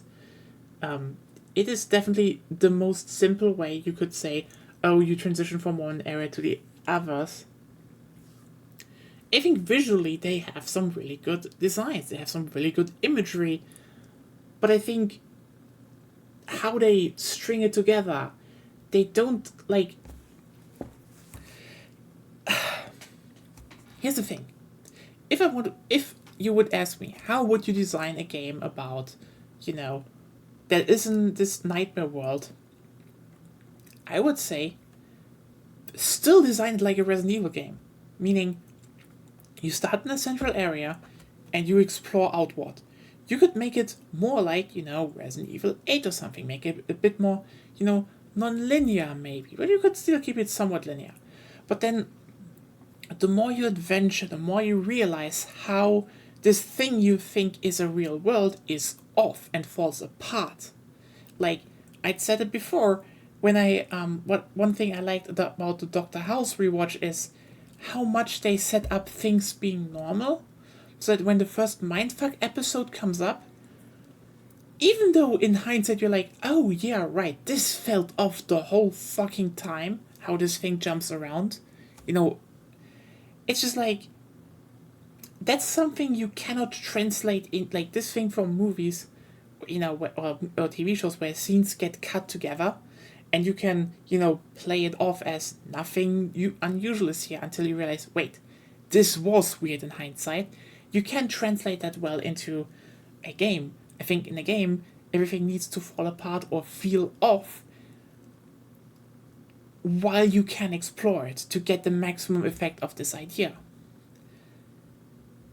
And the irony is, there was a game that same year, actually, at the beginning of that year, in March, that did that. And people didn't understand that until, in hindsight, they realized, wait, this was about shit, falling together. And that game was Dark Souls 2. Because there, you start in a normal place, Majula. People love that. Majula is normal. But the farther you venture out in Dark Souls 2, the more you realize the world is literally falling apart. The world is falling into itself. It stops being logical. That's the thing. Like, I know people hate comparing it, but like Dark Souls is an action RPG with a lot of structure from survival horror. And like, I'm sorry, we're talking about 2014. This game did not only come out after the The Last of Us. It didn't only come out after Resident Evil Revelations. It also came out months after Dark Souls 2. That had this whole idea of things falling apart, done better, because it actually used the structure of games like survival horror. And I think they could have done something with that. Maybe the second game does that more. Who knows? But, yeah, that was The Evil Within, and a lot of talking about that game, because I guess that just had to go somewhere right now. I don't know where I could... Like, it's so much. Like, it's such a wild ride. Like, yeah, it starts off, like, oof. Then it becomes Resident Evil 4 at home with, like, a lot of jank. Like, it's so weird. It's Bloober Team quality, like, it starts with, bad intro. Resident Evil 4 at home with jank that, is unintentional comedy. Then it becomes, for a brief segment, good? Solid? And then it just starts being comedy. Like, I have no clue who designed those traps. I have no clue. The only thing I can think about the acid traps is like, why are we not just going through those? Like, no acid. Yeah, like, that's the thing. No acid that wouldn't be burning through the floor at that moment would be strong enough to really harm us in that dripping thing. And all I can think about when I saw those was, okay, that sounds weird because I think probably most of you don't have seen that movie. So there was Terminator Genisys, and they destroyed the T-1000, literally with a trap they made for him in like a basement, where they put a lot of plastic containers at the ceiling filled with really, really strong acid. Because, yeah, if you plan around the T-1000 showing up, you're like, yeah, obviously that thing is metal. Just use strong acid. And they guide him down there, and then just shoot the acid bags, and it becomes an acid rain, he just dissolves. And, like... I mean, I kind of like that scene. Okay, fun fact, I actually like Terminator Genisys. It's a bad movie. It makes no sense. It's stupid as fuck. But it is insanely funny due to that. But well, yeah. I just thought about that scene. And like, we are not a T-1000, and that's not, metal corrosive acid. I don't get it. This was The Evil Within. I hope you had fun. I had to talk about this. It didn't even get me one spook the whole time. I was waiting that this game, having like this imagery, I was like, give me one jump scare. And the one time I really thought like, oh, there's a jump scare coming. Nothing happened. Nothing. They didn't even attempt a jump scare. The fuck? I am severely disappointed that there were literally no spooks in this game, but murder Roombas. Who signed off on the murder Roombas? I need to know, Tango. What was the choice there? Anyway, this was The Evil Within. Next Sunday, there may be a stream or not. We will see. See you until then. Again, Wednesday, Friday, I am not here. So there will be no stream. And yeah, have a good week ahead of you and stay safe, stay healthy. Goodbye.